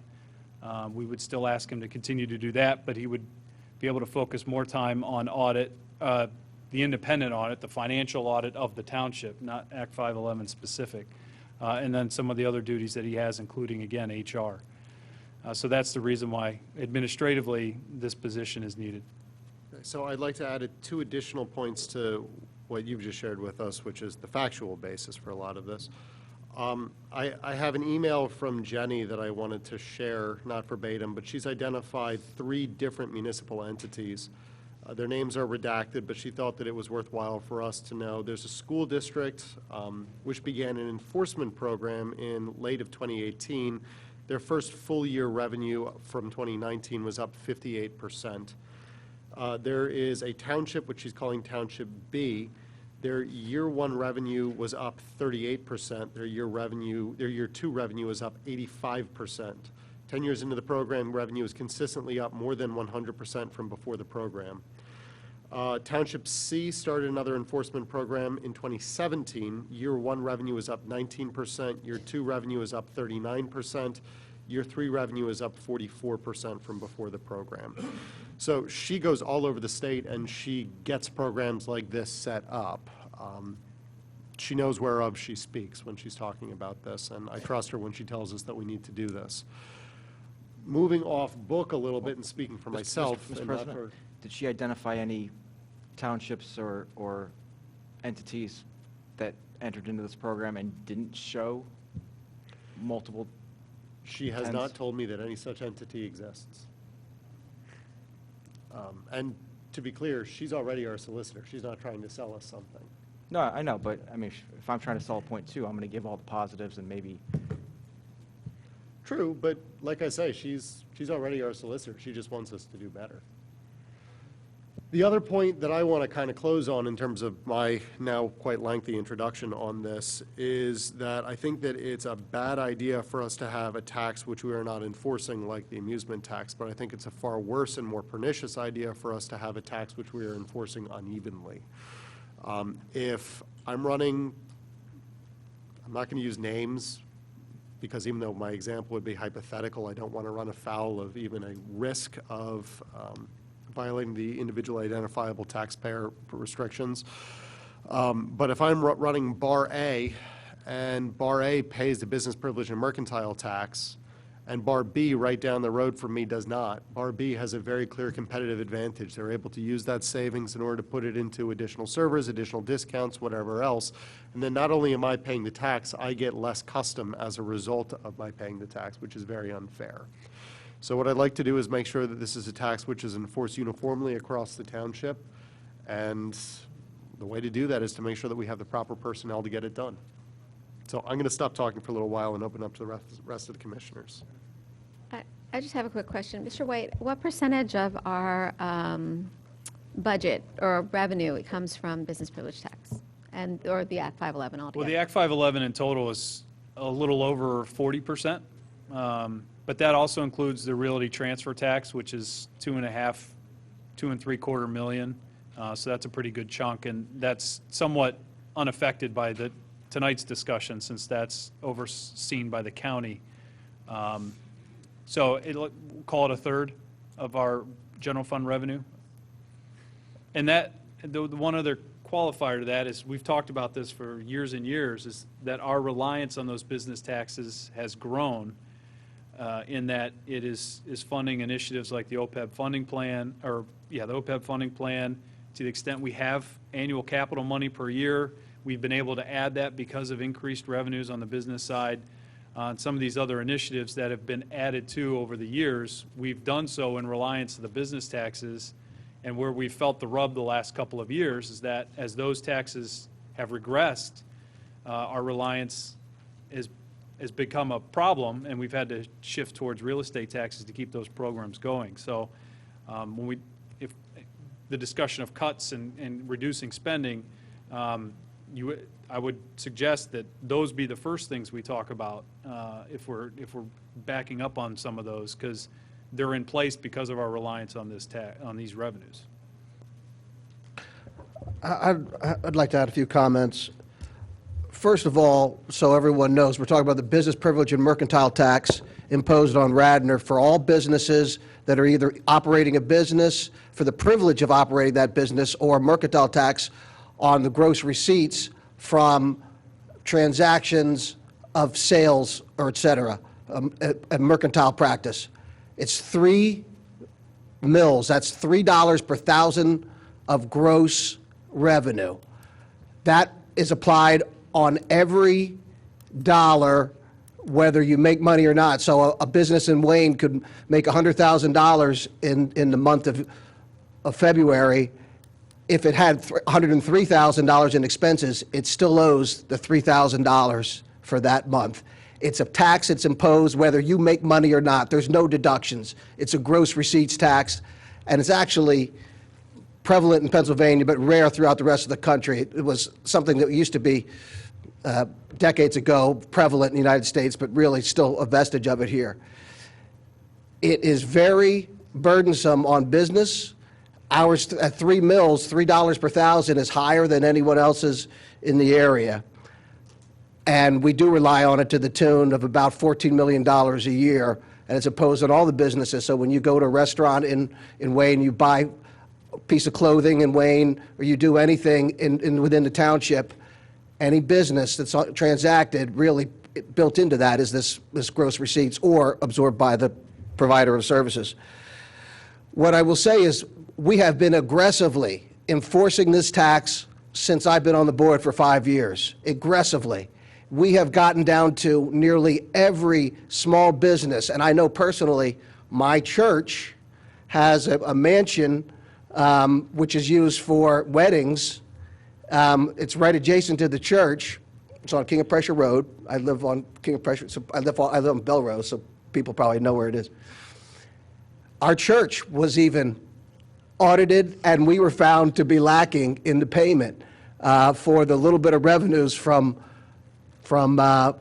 that associated mansion for the church. So in other words, you would think the church has a mansion that it uses for weddings and other events, that would be part of the church, is exempt. It's not exempt. And our township has done a very good job of finding nearly every business owner and every business transactor in the township, and is very, very particular, and Jenny Brown has helped to make sure this tax is imposed. And I think that Mr. Tate and Mr. White are very, very modest, that they have done a superb job of collecting this and of identifying people who are transacting business in Radnor and evenly applying this. We even to this point, and I've objected to it every time the contract, we have a contingent fee auditor that we have. It's an outside audit firm, very sophisticated tax firm, and they audit all of the township businesses, and they are paid on a contingent fee. So the more money they find, the bigger their fee is. We already have that in place, and the guy is excellent. He knows this area inside and out, and is very, very good at ensuring that this tax is applied evenly and applied to almost every business owner in the township. So I disagree that we have any problem with this, and Mr. Tate and Mr. White do an excellent job of administering this already. So I don't see why we need another person. I also would say the concept that Commissioner Larkin talked about, that Jenny wrote this letter, well, the revenues were up when we hired somebody. That concept is a very disturbed and incorrect concept. Revenue doesn't go up. This is not the government's revenue. The revenue belongs to the people who made that, the businesses who transacted, the people selling the clothes or running the restaurant. It's their money. It's not the government's money to take. Revenues don't go up when we audit them. We impose a tax, we collect the tax fairly to fund government. It's not a matter of increasing revenue. That's a destructive and incorrect concept. It's not the government's money. It's the people's money. It's their money, they earned it, and we are using a portion of it under duly authorized laws that all of you have put us in charge of to promote and to affect the business of the township. So we can do it, but we should not be overly burdensome in doing this. We should not be oppressive.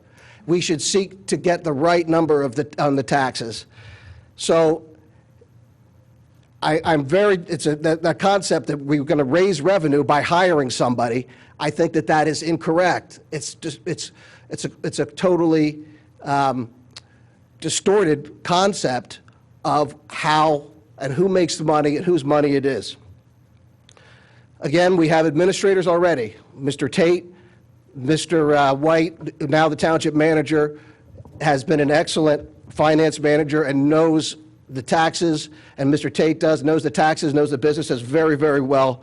And with our outside auditor, we have plenty of people working on this, to the point where I've gotten complaints from many business owners that we are too aggressive in our enforcement.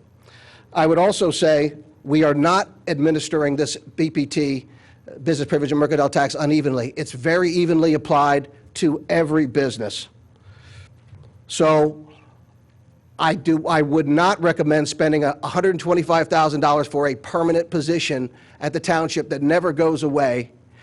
We collect this money, we collect it very, very aggressively, and we do not need to spend an extra $125,000 to squeeze more, because what happens is people, even when they are audited and they feel that the money's not due, that they are being incorrectly assessed, they don't fight it because they feel that it's not worth the effort. So if anything, my view is that many people would have a good challenge that never bring the challenge forward because they don't feel like going through the hassle and they don't want to put themselves as a target for the township.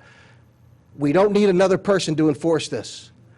We don't need to make it more difficult to do business in Wayne. We need to make it easier. We need to be business friendly, and we want people to come in and use Wayne, and we want people to start businesses in Wayne, and we want to provide those services and those businesses and make them available to our taxpayers. I'm going to vote no for this, and I'm going to vote no because I know that our township administrators and Mr. Tate and Mr. White do an excellent job already, and we don't need a $125,000 new person to handle this. Is there any additional commissioner comment? Hearing none, is there any staff comment? Mr. President, can I just add one thing? With regard to our audit program, it was suggested that our auditor audits all businesses, and as one person that we get limited access to, that's just an impossibility. The businesses that are audited are identified through an analysis on returns, and Bob can go into details on the number if we want to even get into that, but we do not audit all businesses. We don't have the capacity to. And with regard to the contingency-based engagement or arrangement, it's an hourly basis fee up until the aggregate amount of audit revenue in any given calendar year exceeds $500,000, which, since we've entered the arrangement, I think has only happened two of the years. So most years we don't even hit that threshold, so it's an hourly based arrangement. And that we recommended that agreement style because the auditor is so good and so desired by the other communities that have these taxes that we wanted to incentivize him to stay here in Radnor and help us out. So just a couple points there on the audit. Thank you. Public comment.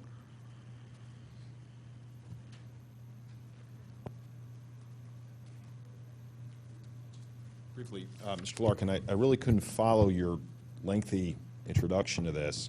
I did follow Commissioner Booker's commentary on it. So again,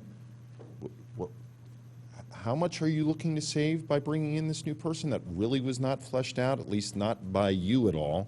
I tried to follow your bar hypothetical, couldn't follow it. I'm still not entirely sure why this resolution is even being proposed. But even with Mr. White's commentary after Commissioner Booker spoke, I didn't really hear anything in there that stated that this additional six-figure proposal, at least it sounds like a six-figure proposal, was necessary in light of that which your current staff and this other individual that you bring in is able to accomplish. So again, what's the basis for this? Why are you bringing this forward?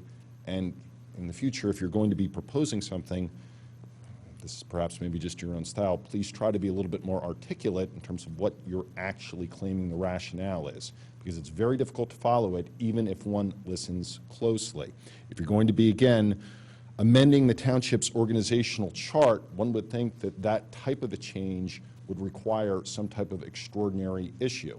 There certainly was not any contention from any other commissioner up here, let alone staff, that indicates township reorganization is necessary. I can think think of some reorganization perhaps being necessary insofar as board leadership, but not insofar as how this township goes about conducting its business. In fact, it's somewhat paradoxical that you would be having this on an agenda right after an ordinance where you're talking about laws already on the books that you can't seem to understand why they aren't even being enforced. So you're dealing with somebody that's apparently going to be going out and looking for tax dollars without understanding clearly what's already on your books in terms of tax laws. Again, that's confusing to the township. It doesn't make for an orderly meeting. And again, we have this mishmash of attempted talking points by you. And again, for a clear meeting, perhaps think through your comments before speaking. Thanks. Any additional public comment?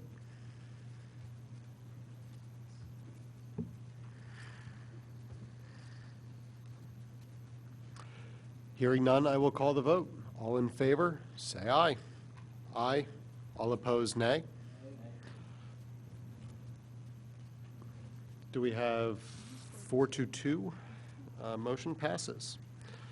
Moving on to item G, resolution number 2020-41, award of the annual HVAC maintenance contract for the Township Building, Public Works Facility, and Radnor Activity Center.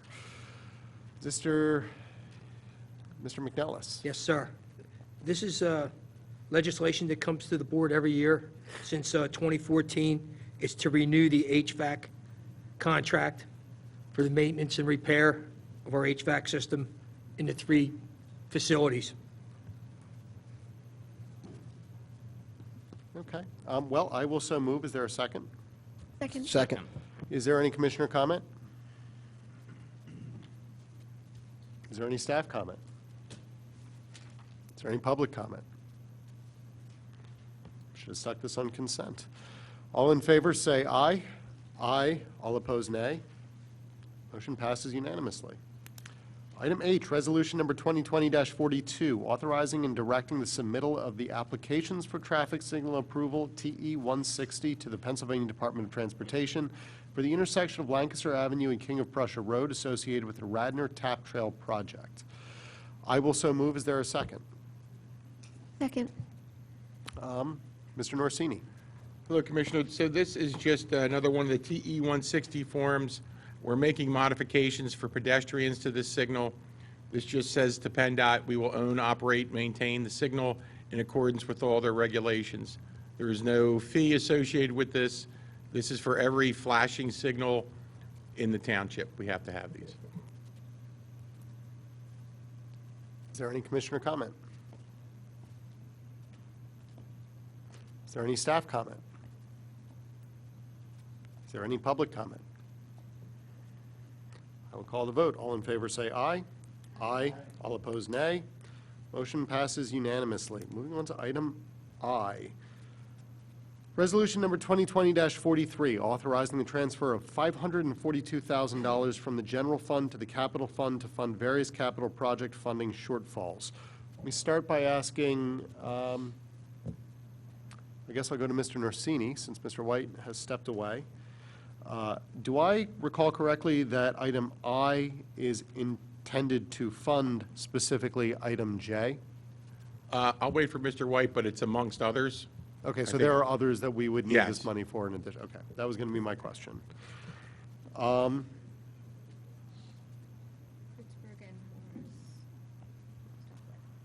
Okay. Would we be required to transfer the full $542,000 from the general fund if we were to pump the brakes on item J? Or could we distribute less than that? Maybe on a project-by-project basis. I believe there was about $150,000 for item J in that motion that Mr. White put forth. Okay. But, and you may not know the answer to the question, or Mr. Tate, you might be the guy to talk to, but could we do less than the full amount? Not the full $542,000, but if we were to choose not to move forward on item J, could we just use the $492,000 if we're just distributing 50 from that 542? I believe we can do that. I'll defer to Mr. White on the details of what is needed for the projects and if that money needs to move immediately. Okay. Bill, we're kind of treading water here, waiting for the expert, the subject matter expert. We're on item I, which is the transfer of $542,000 from the general fund. The question that I have is, if we were to pump the brakes on item J, which is the Hartford Trail project, do we specifically need that $542,000? And if the answer is yes, we still need it, then can we take less than $542,000 if we authorize the full $542 tonight? I'm not sure I understood the second part of that, but my recommendation would be, even if we pump the brakes on the Hartford Trail, I would still recommend moving the full amount and earmarking that amount for the project. So that when whatever gets resolved with the Hartford Trail is resolved and it's back in front of this board for approval, we're not then trying to find money to fund whatever it is or whatever gaps are needed to be funded. Is that clear? That makes perfect sense. Okay. I get it. Thank you. Is there any commissioner comment? Is there any staff comment? Is there any public comment? I'll call the vote. All in favor, say aye. Aye. All opposed, nay. Motion passes unanimously. Moving on to item J, resolution number 2020-44, awarding the contract for the construction of the Hartford Trail project to James R. Kenny Excavating and Paving Incorporated in the amount of $378,369. Is there a second? Second. I'm going to move to amend the resolution to instead deny or reject all bids. The reason that I am making the motion is solely because I think this is probably a fine bid, and I'm hopeful that we can get it again later on. But this is a project which has not gone through shade tree. It's going to require cutting down a lot of trees. It's something we're very sensitive to right now, and I know that we're up against a deadline to either accept or reject the bids. I'll second that. I'm going to call the vote. All in favor, say aye. Aye. All opposed, nay. Nay. Commissioner, this project was originally part of the 2012 trail plan. This trail is also part of the 2016 bonds and the 2019 bonds, and the project is fully funded. So why would you want to, this is part of our trail program, it's part of our ongoing trail network. Why would you want to remove it? You can, there's tree issues with every trail that we're working on. So it's my understanding that there are 87 trees to come down as part of this project, and given the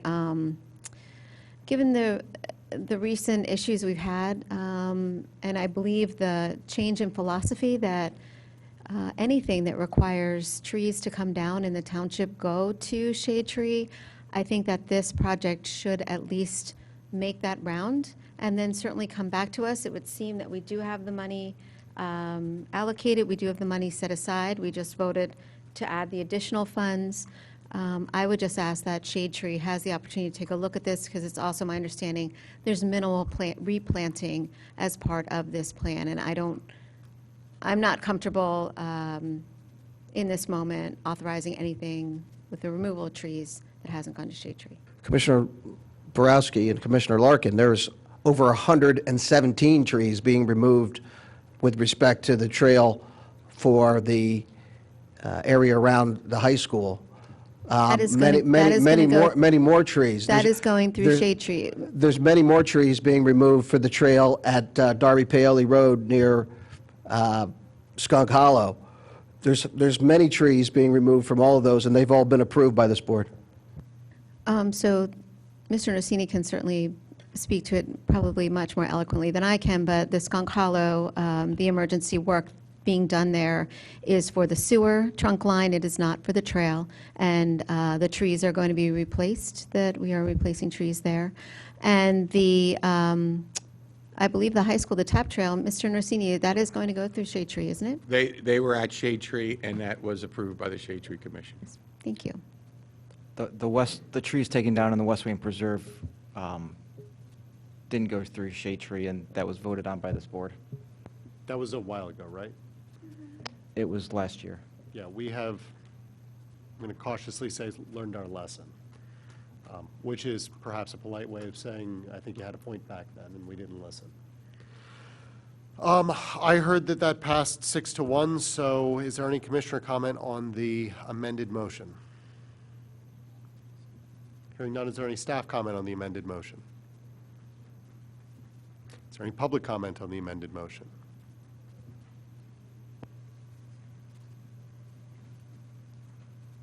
Dan Sherry Wayne, again, what's the point of an agenda if you're going to do this? Okay, you introduce it, Commissioner Larkin, Commissioner Booker seconds it, and then you immediately, so as to apparently preclude any public comment on the amendment, vote to completely change the agenda topic. You don't think the optics of that are in bad faith? If you don't support something that's currently on the agenda, don't make the motion. It hurts public trust to make the motion, get somebody like Commissioner Booker to second it, and then immediately undercut it via an amendment that you yourself bring forward. How can you again trust anything on the agenda? Why are we back to this again? Basic civics. If it's something you don't like, don't make the motion. And by the way, I don't really recall philosophically the township changing insofar as trees within the past year. Something y'all don't want to talk about may have changed within the past year. That's different. The fact that you want to be mum about why we currently have an interim township manager as opposed to a township manager that, according to a news report, was suspended over tree removal, that's on you. I haven't changed in terms of my views about trees since the past year. If you're going to take an official position, at least try to be consistent about it, not better safe than sorry. My representative, Mr. Abel, has always been philosophically consistent with giving the township notice to things that he wants. He hasn't changed within the past year. I don't know about Mr. Booker changing within the past year. Maybe you've changed within the past year. But one thing that shouldn't be occurring last year, year before that, this year, is making a motion, getting it seconded, and then immediately being the person to change it. That's disgraceful. Thanks. Is there any additional public comment? Hearing none, I'll call the vote on the amended motion. All in favor say aye. Aye. All opposed, nay. Motion passes 5-2. Reports of standing committees of the board. Are there any standing committee votes or standing committee updates? I guess I'll just let everybody know. So at the next meeting of the Shade Tree Commission, which is next Wednesday, the 18th, they will be discussing a very generous offer and plan that has been brought forward to, I guess, what is the word I'm looking for? What is it? No. To work on the issue with the hill at 476. The 476 interchange, sorry, it's only 8:30. So yeah, so the next Shade Tree Commission, we'll have that discussion. So at that Shade Tree Committee, will they be, is there any way we can put item J on there?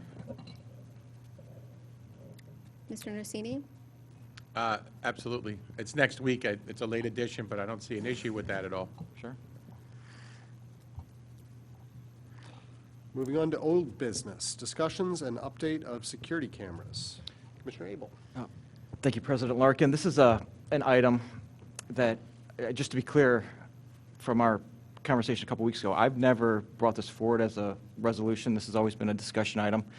And I took a sense of the board last year. I'd like to take a sense of this board. We have an intersection at the far western portion of the township at Morris and Sugartown, which has had several incidents, safety concerns. And I don't need to go in those are well documented. Residents have raised concerns. They would like something to be done in that area. There's other areas of the township where we have installed security cameras. I believe security cameras are a deterrent. It's not going to prevent, but it possibly will deter, and if a crime does occur in this area, it could potentially help solve or capture critical evidence. So I would like to hear from fellow board members on your position on security cameras, particularly in this area of the township. Commissioner Abel, what type of security cameras are we talking about? Are we talking about like PennDOT cameras that oversee an entire intersection, and or are they building mounted like on La Maison and Well, the Wawa? I would let Chief Flanagan take lead on that, what he think is most effective. And who would be monitoring these? Again, I would ask the chief if he has a proposal, and yeah, I think cost is a factor here, but I would want them to have as much. I would want them to have every resource available to them to respond to a situation if another crime occurs. Because what we're not doing is we're not going out and we're not hiring 5 more police officers. So I think we have to mitigate some of those. Understood. Chief, can you weigh in on my questions, please? Yes, sir. Commissioner Abel had asked, I think we're aware of some of the crime activity that happened around that area, and we did take a look at some different camera options. I would say, Commissioner, it's a very specific single source, pole mounted, or we'd have to install a telephone pole or some type of structure that would have it. There are some things that happened in the area which, for security reasons, I prefer not to go into, just for respect to those community members involved. But they were positive in the sense of adding security. With that, we would add a camera or 2, depending on exactly how much detail. One of the biggest things for everybody to know is, at this time, the way the township is set up, we have post-analysis, meaning we would review recordings following it. We do not have the staff or a dispatcher here to do live feed monitoring. Cameras have many options, as we all know, including percussion activation. So if somebody were to fire a gun and something of those decibel ratings, we could add certain customizations. In Chicago and some other cities, you do see them with a light that is mounted. So cameras go for a wide variety of things. We do have one monitoring one of our parking lot areas in the Township Park, and obviously the building here has cameras. So that we would be adding to that. There is some costs. We have some baseline costs, but we would have to really dial in. If we go to the Commissioner, and I commend Commissioner Abel for remaining so diligent on keeping his area safe, if we start looking across the township, and I spoke to Mr. White about this, I would recommend that we plan to do a study township-wide, because as we get bigger, it would get out of our scope of practice. And I'll leave it short for the time of meeting, but we would want to take a broader look and have a more professional approach if we started pulling in a lot of information from different camera sites. Thank you. That was going to be my next question is, are there other cameras currently within the township, and are there other requests that are out there from other commissioners, community organizations, neighborhood watches, what else in terms of other cameras? Is there anything that you can tell me about existing and requests? When we have an incident, we take a look at any cameras, including Ring doorbell cameras. So those are providing valuable data to us on some of the most recent incidents, from small vandalism to check thefts and other things. So we take a look. We do what we call a canvasser. So we will go out, investigate that. We'll pull any possible camera. So I hope I'm answering your question. In reference to what the Commissioner is saying, I have not received any requests for more cameras, but we use them extremely diligently as a tool when investigating. And you're talking about private cameras, Ring doorbells, cameras that businesses may have, those types of things? That is correct, yes, sir. Okay, thank you. But Commissioner Enderle, I would like to respond. I mean, I'm thinking that we may need a camera, and I think it's to the chief's long-term strategic plan, but going forward, if the Willows comes to fruition, I think that parking lot in the way back, where there are a lot of smash and grabs, is probably an area where we may want to think about putting a camera, if we go to something that's connected and linked together with all the other cameras in the township. That leads to a question I have. Is there any technology that would link stationary cameras like this to the body-worn cameras? Is there, I don't know, just, is there technology that would allow us to have both and use the same system? And just so, make sure I'm correct in what you're saying, you mean the cameras that we would mount, say, as Commissioner Abel suggests, will we be able to monitor them? Is that what you're asking, ma'am? Yeah, would you be able to have the sort of same access and monitoring the way you do with the body-worn cameras that the officers are currently using? Is there a same type of monitoring? Yeah. Yeah, so some of the cameras, or if we were to hook them into the MDTs, which is our basically a computer in a police car, in theory, as long as the connection is working and we had good cell service, we could take a look at our various township cameras that we have into a police car if they were to open it and take a look at it. I guess, yeah, I think you're answering my question. I'm wondering if it's an integrated system of all types of cameras, the police car, the body-worn, and anything that we would mount to a public space. So that would be, I would say no, because there's two different systems. But we could, in theory, if we do put more cameras up, our police could look at it in their zone, or at least the supervisor could take a look at it. The body cameras and the video cameras are evidence-based, so they would not be out on a public thing. Also, they're able to review different things, so that is kept confidential. I just will say, I understand the concern for Sugartown and Morris Road. I hear about it through friends and colleagues, and yeah, I know that it is a major concern area in terms of the township and for the police, and a high crime area. So anything that we can do to deter, but more importantly, improve detection and response, you know, after the fact, seems like it makes sense. So would those cameras be able to get a license plate? Yes, depending, there's a wide variety, like anything, of capabilities of a camera. Capturing tag data is something that we would like to do. If we did a township-wide study for using technology in advance, we would look at an LPR, possible cameras. In other words, cameras that have the capability to process and run vehicle registrations for stolen vehicles, wanted subjects, other things. So it can do that, but that is not what Commissioner Abel initially asked for. He was looking for video of that particular intersection. So I hope I'm answering your question. Yeah. So I guess the camera would encompass areas of private property as well, correct?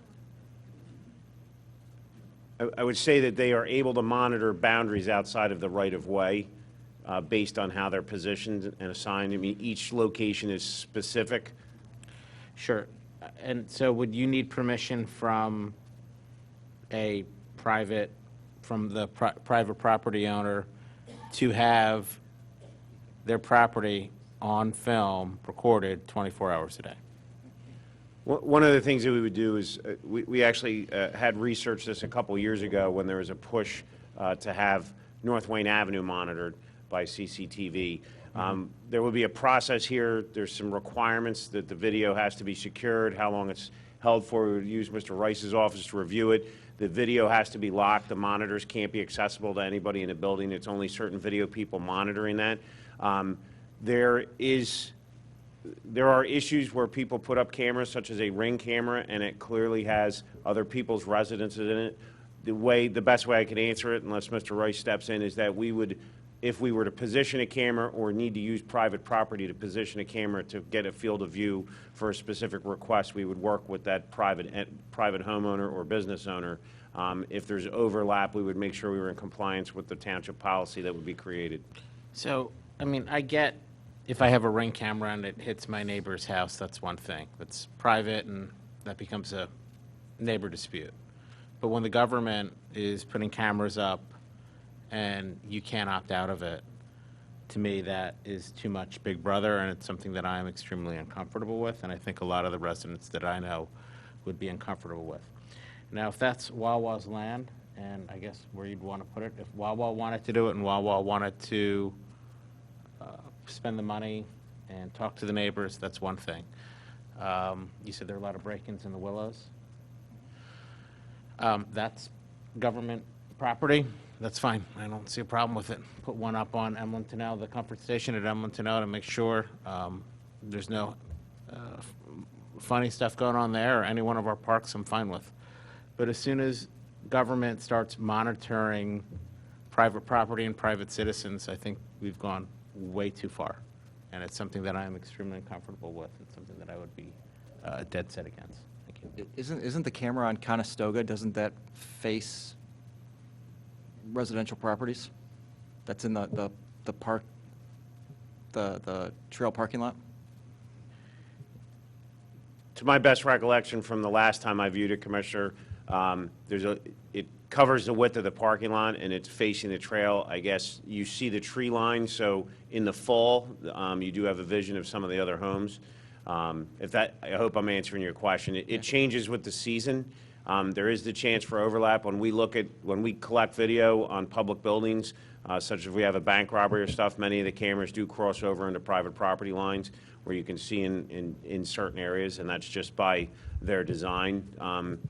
Mr. Rice will probably tell you that the case law, our detectives spend a lot of time on this.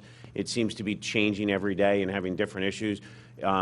It's more directed at if you're viewing inside the private area of the home, is sort of the guideline of what obviously people can't do. Just like if a neighbor said, I think a Ring camera is looking in my window, we would have to go out and investigate that and work from there. But that is the general thing. That open area seems to be an area that is allowed to be viewed.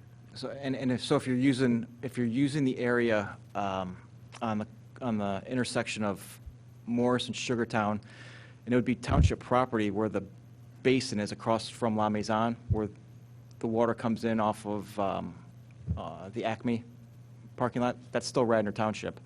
And it was facing toward the trailhead, so you're capturing those businesses and the trailhead. I don't think there's any residential properties there. All the apartment buildings are behind. I would agree with your assessment on what it would be viewing, generically until you get an actual camera up there. Each of them have different capabilities.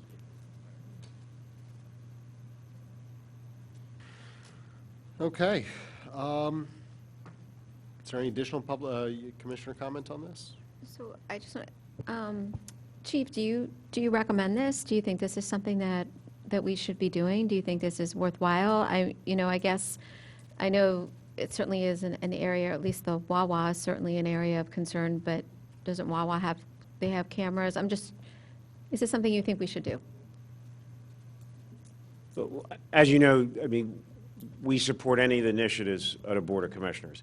So any tool that we have in our toolbox to help us do things, and I'll give an example of the parks. The police department have asked each time we bid a park upgrade to add cameras. I really want to stress the difference between live feed cameras, where there's a dispatcher monitoring, and post-analysis, where a crime is committed and we go look back to see if we could see evidence of either the vehicle or the subject and exact description. There is a cost to that, and the monitoring and bringing it into the station, obviously that's also a cost on a monthly fee. If we get bigger and want to take a look at several different locations, I would ask that we consider hiring a professional to take a look at all of our goals, do an assessment, and give an accurate cost assessment so it can be properly budgeted, and also a legal review from what areas the commissioners want to monitor, and then go from there. Thank you. Okay. Moving on to item B, motion to send the solicitor to oppose the proposed Penn Medicine signage. I will so move. Is there a second? Second. Is there any commissioner comment? As you all may be aware, Penn Medicine is planning to put a new lighted sign up on what they call Building 5, 51 feet above the ground. That's in opposition of our current code requirements. It was never disclosed as part of any original plans, and it is designed to be advertisement on the Blue Route for Penn and their building at 145 King of Prussia Road, the ambulatory care so-called facility. That it really constitutes a billboard or signage on the blue route, which is against PennDOT's and the requirements for the blue route, but also it is opposition to our stated code, and request that this board oppose the signage is unnecessary, and I would move that we oppose this at the zoning hearing board hearing scheduled for March the 19th.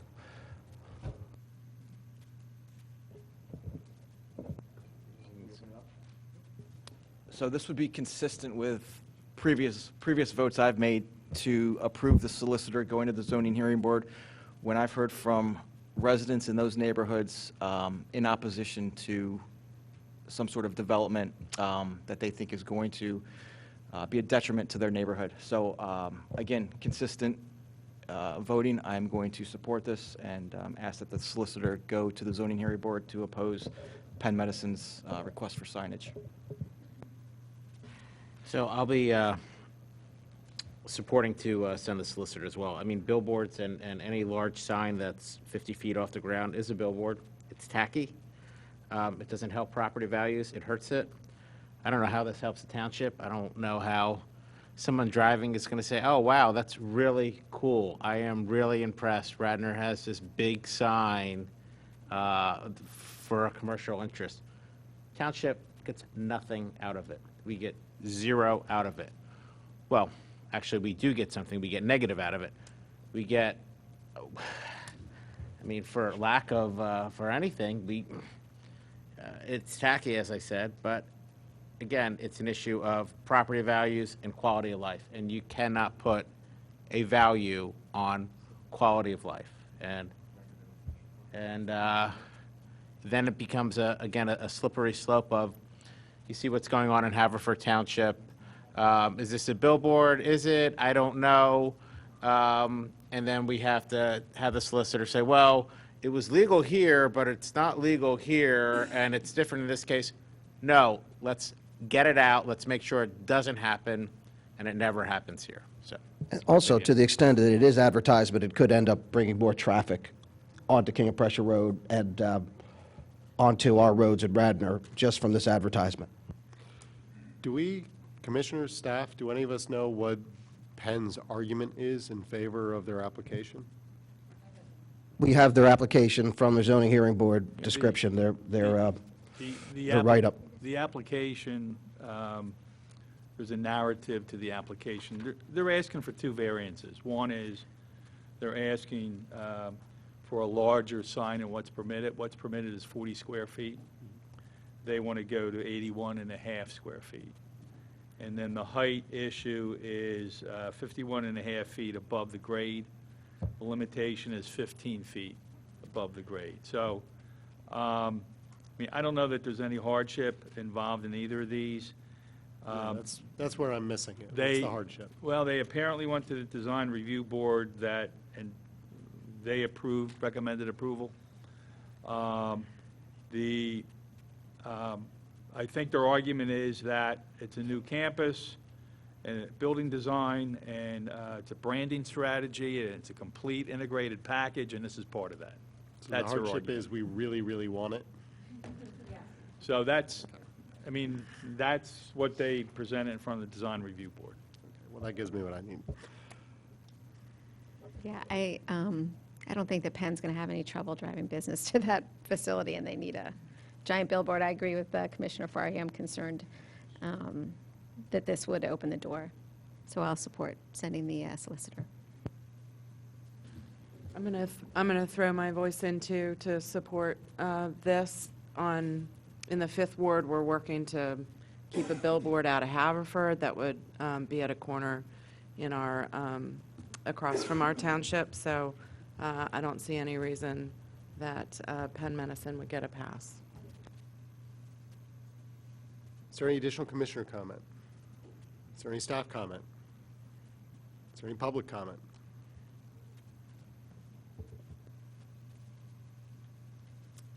Susan Stern, Midland Avenue, Wayne. I spent 8 years on the Planning Commission, probably worked about 6.5 years on the zoning amendment for the PLO that allowed for this building. And I spent every single meeting that it was discussed, I spent talking about preventing and protecting our community from exactly this application. I fought very hard to get the billboard-like signage out of one of the earlier proposed ordinances, because one of the earliest proposals for the PLO called for enhanced signage, this exact signage.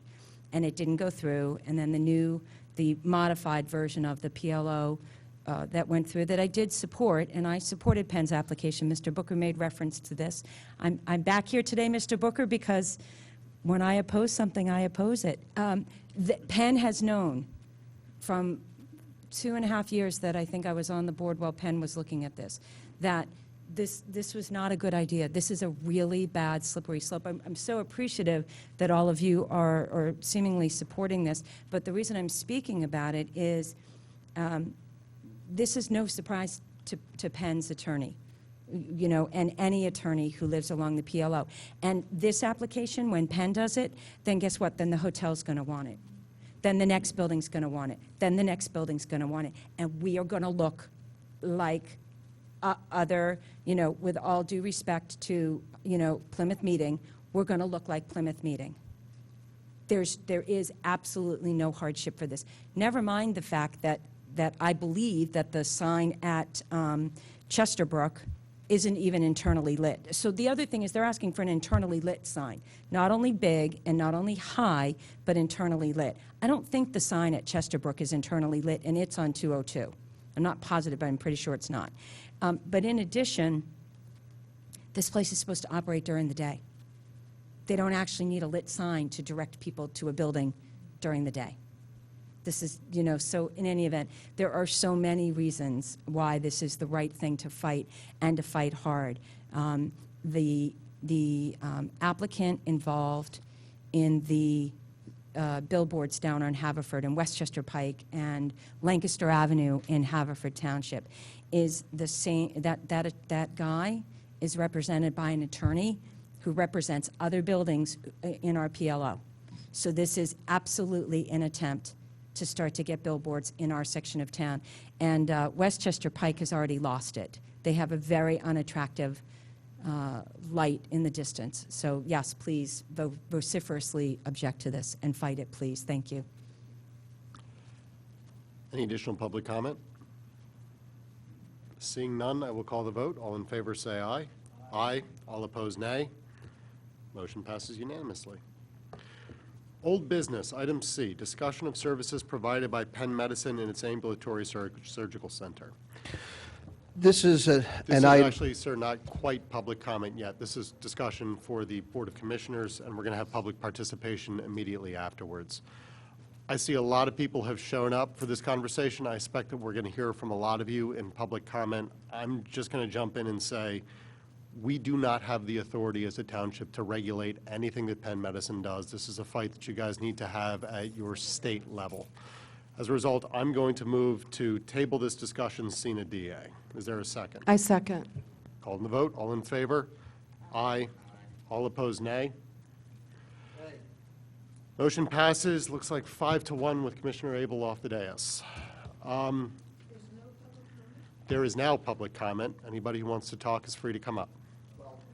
First of all, it can't be tabled. It's a discussion item. You can't table a discussion item. We just I'm commissioner. I can bring up any discussion item I want. You It can't be can, tabled. and it's And not also, you didn't say tabled. when it's tabled to. I did. I said it was sine die. What did you say? Sine die. I don't know what that would. Say it again. Is that Latin? Yes. Say it again. It means it's continued without a date. Sine die.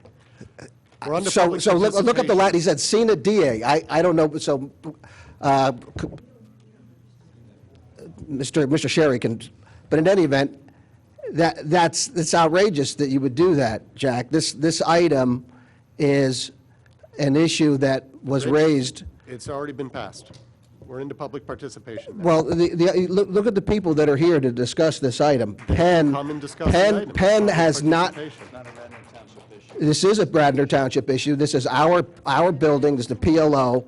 and I would ask that I be allowed Rich, we to have no speak. authority over this. It's been tabled. and Guys, it's- we've tabled the vote is motion. I don't want to hear about our passed. authority anymore. I don't want to hear about why we should be talking about it. I want to hear from the members of the public. Guys, come on up. I'll be the first member of the public to speak. Then you can go down As a there. member, You've got as a member of the 5 minutes. public, I'm going to stay right here. The Penn, as everyone knows, we modified the PLO zoning back in 2019. Point of order, I mean, I Rich, thought this was is tabled. If you yeah, want to it's be a point member of the order. public, Thank get I'm a down member of on- the public. It doesn't Then matter. get down at the podium It doesn't like matter if I'm in the everybody podium, I'm else. right here. Makes no Just- difference. I'm a member of the It public. does, because we tabled this, and it's been voted on. I'm And a you member of the lost. public. I'm a You member of the public lost. here or here. Makes no difference. Please, may I speak? It This is a matter issue- of optics, Rich. You were sitting It's as not a a matter of commissioner on the optics. dais. It's and not a this matter is of optics. not Penn- appropriate. I'm going to say that Sean was Penn- required to go down and speak at the lectern when he spoke as a member of the public. So No, if that you want didn't to- happen, as a matter of fact. Sean, did you get into the And depths? it I does, did, Hunter, I did want to be the common person. I told the optics weren't good. yeah, it was his choice. My choice is to speak here. This has been tabled. Point It's of a point of order. order. It's been tabled. I understand. It's public comment. It's me But- speaking in but you're public. not- But then get down and speak at the. I can speak right here as a member of the No. public. Guys, we're moving on. Is there anybody from the public who would like to speak about I'm- this? Is there? You get 5 minutes, but you got to go to the podium.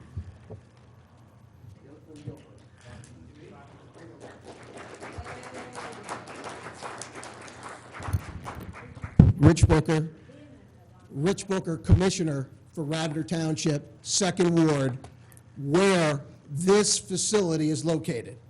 First of all, what we're here to talk about is the scope of pregnancy termination services that Penn Medicine will be providing, or not, we don't know, at the 145 King of Prussia Road location.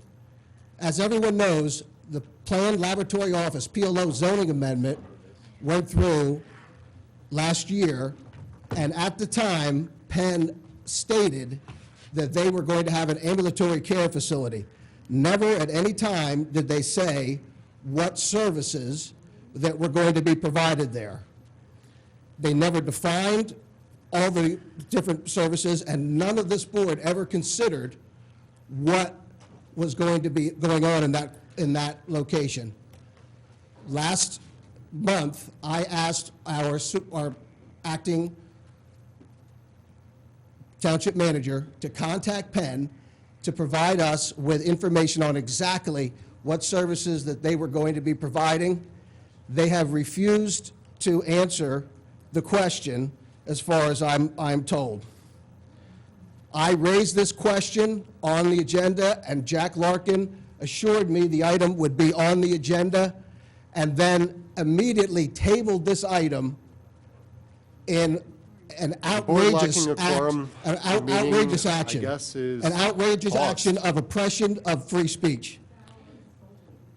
So I'm going to ask that this board, and also he tables the item without a date of when it's going to come back. Penn must be directed to tell us what services they're going to provide at the facility. This is not services that they provide currently at their facility at 250 King of Prussia Road.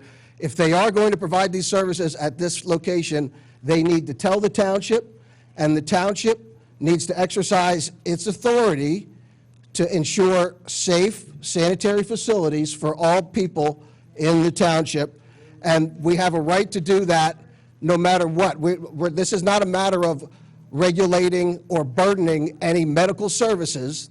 That's not what the issue is. The issue is the building constructed? Is the building maintained up to code? And the township should exercise its authority. I have many people here have come out, and I thank Mr. Paul Hayes and Jim Schneller for bringing this to my attention, among everyone else who was here, and also Kristen Russo. These issues are very important to these people. They gave us a petition with over 500 names on it, and they should be allowed to speak. And tabling the item, Commissioner Larkin, is an affront to fairness, freedom of speech, and negatively sheds light sheds negative light on the entire township, and it's completely inappropriate.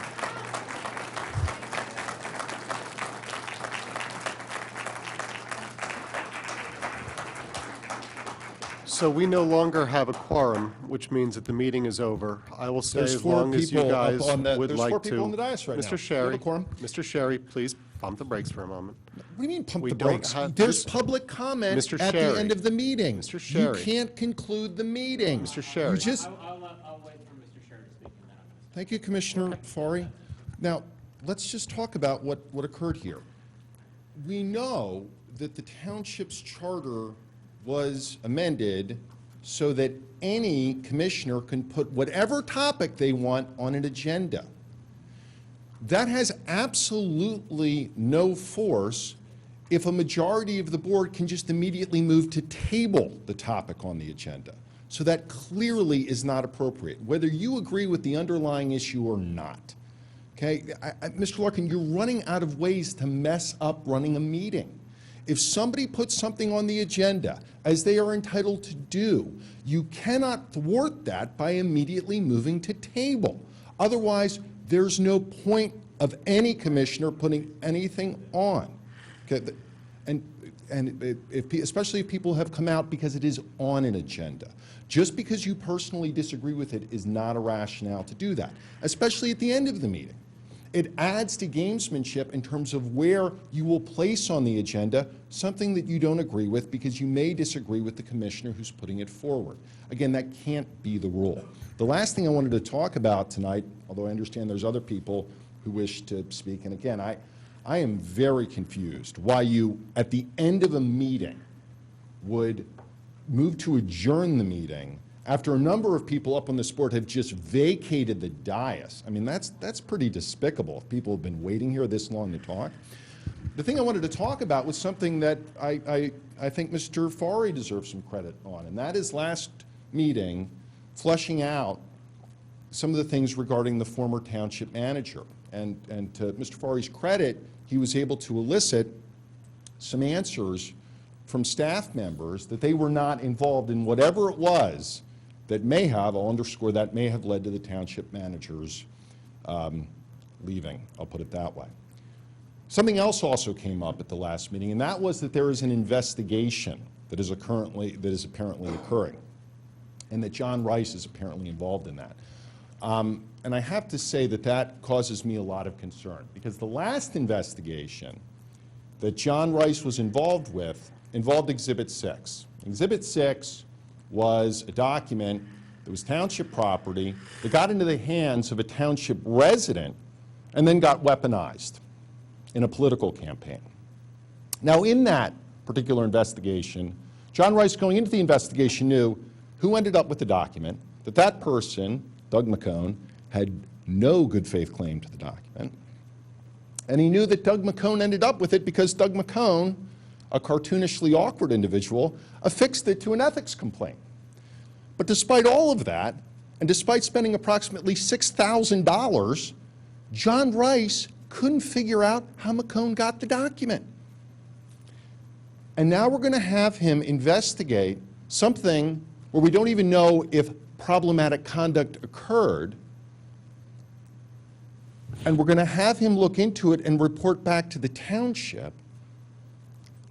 I can only suggest to you that you go a different route. If you want a thorough investigation, don't put John Rice at the center of it.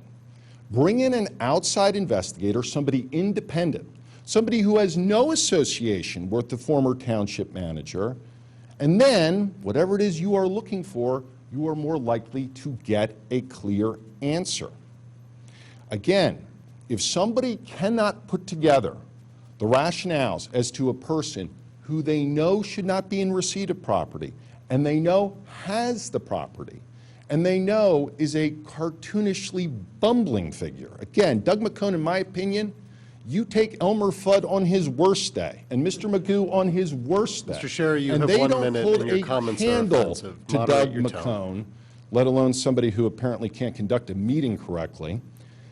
That's not a person who should be looking into something as major as whatever it was that you may know about behind closed doors, but we don't know, led to the township manager no longer being here. Take it seriously. Take the budget for it seriously. And I'll close by saying this. Take meetings seriously. Mr. Larkin, you're running out of ways to mess up a meeting. Please be consistent, be fair, and understand, even though Ms. Mulroney is no longer on the dais, she talked about optics. Think of the optics of a commissioner who took the time to put something on an agenda. People from the community who came out to speak on an issue of the agenda, and you immediately tabling it. It's consistent for you, Mr. Larkin, but it's not consistent for principles of good government. Thanks.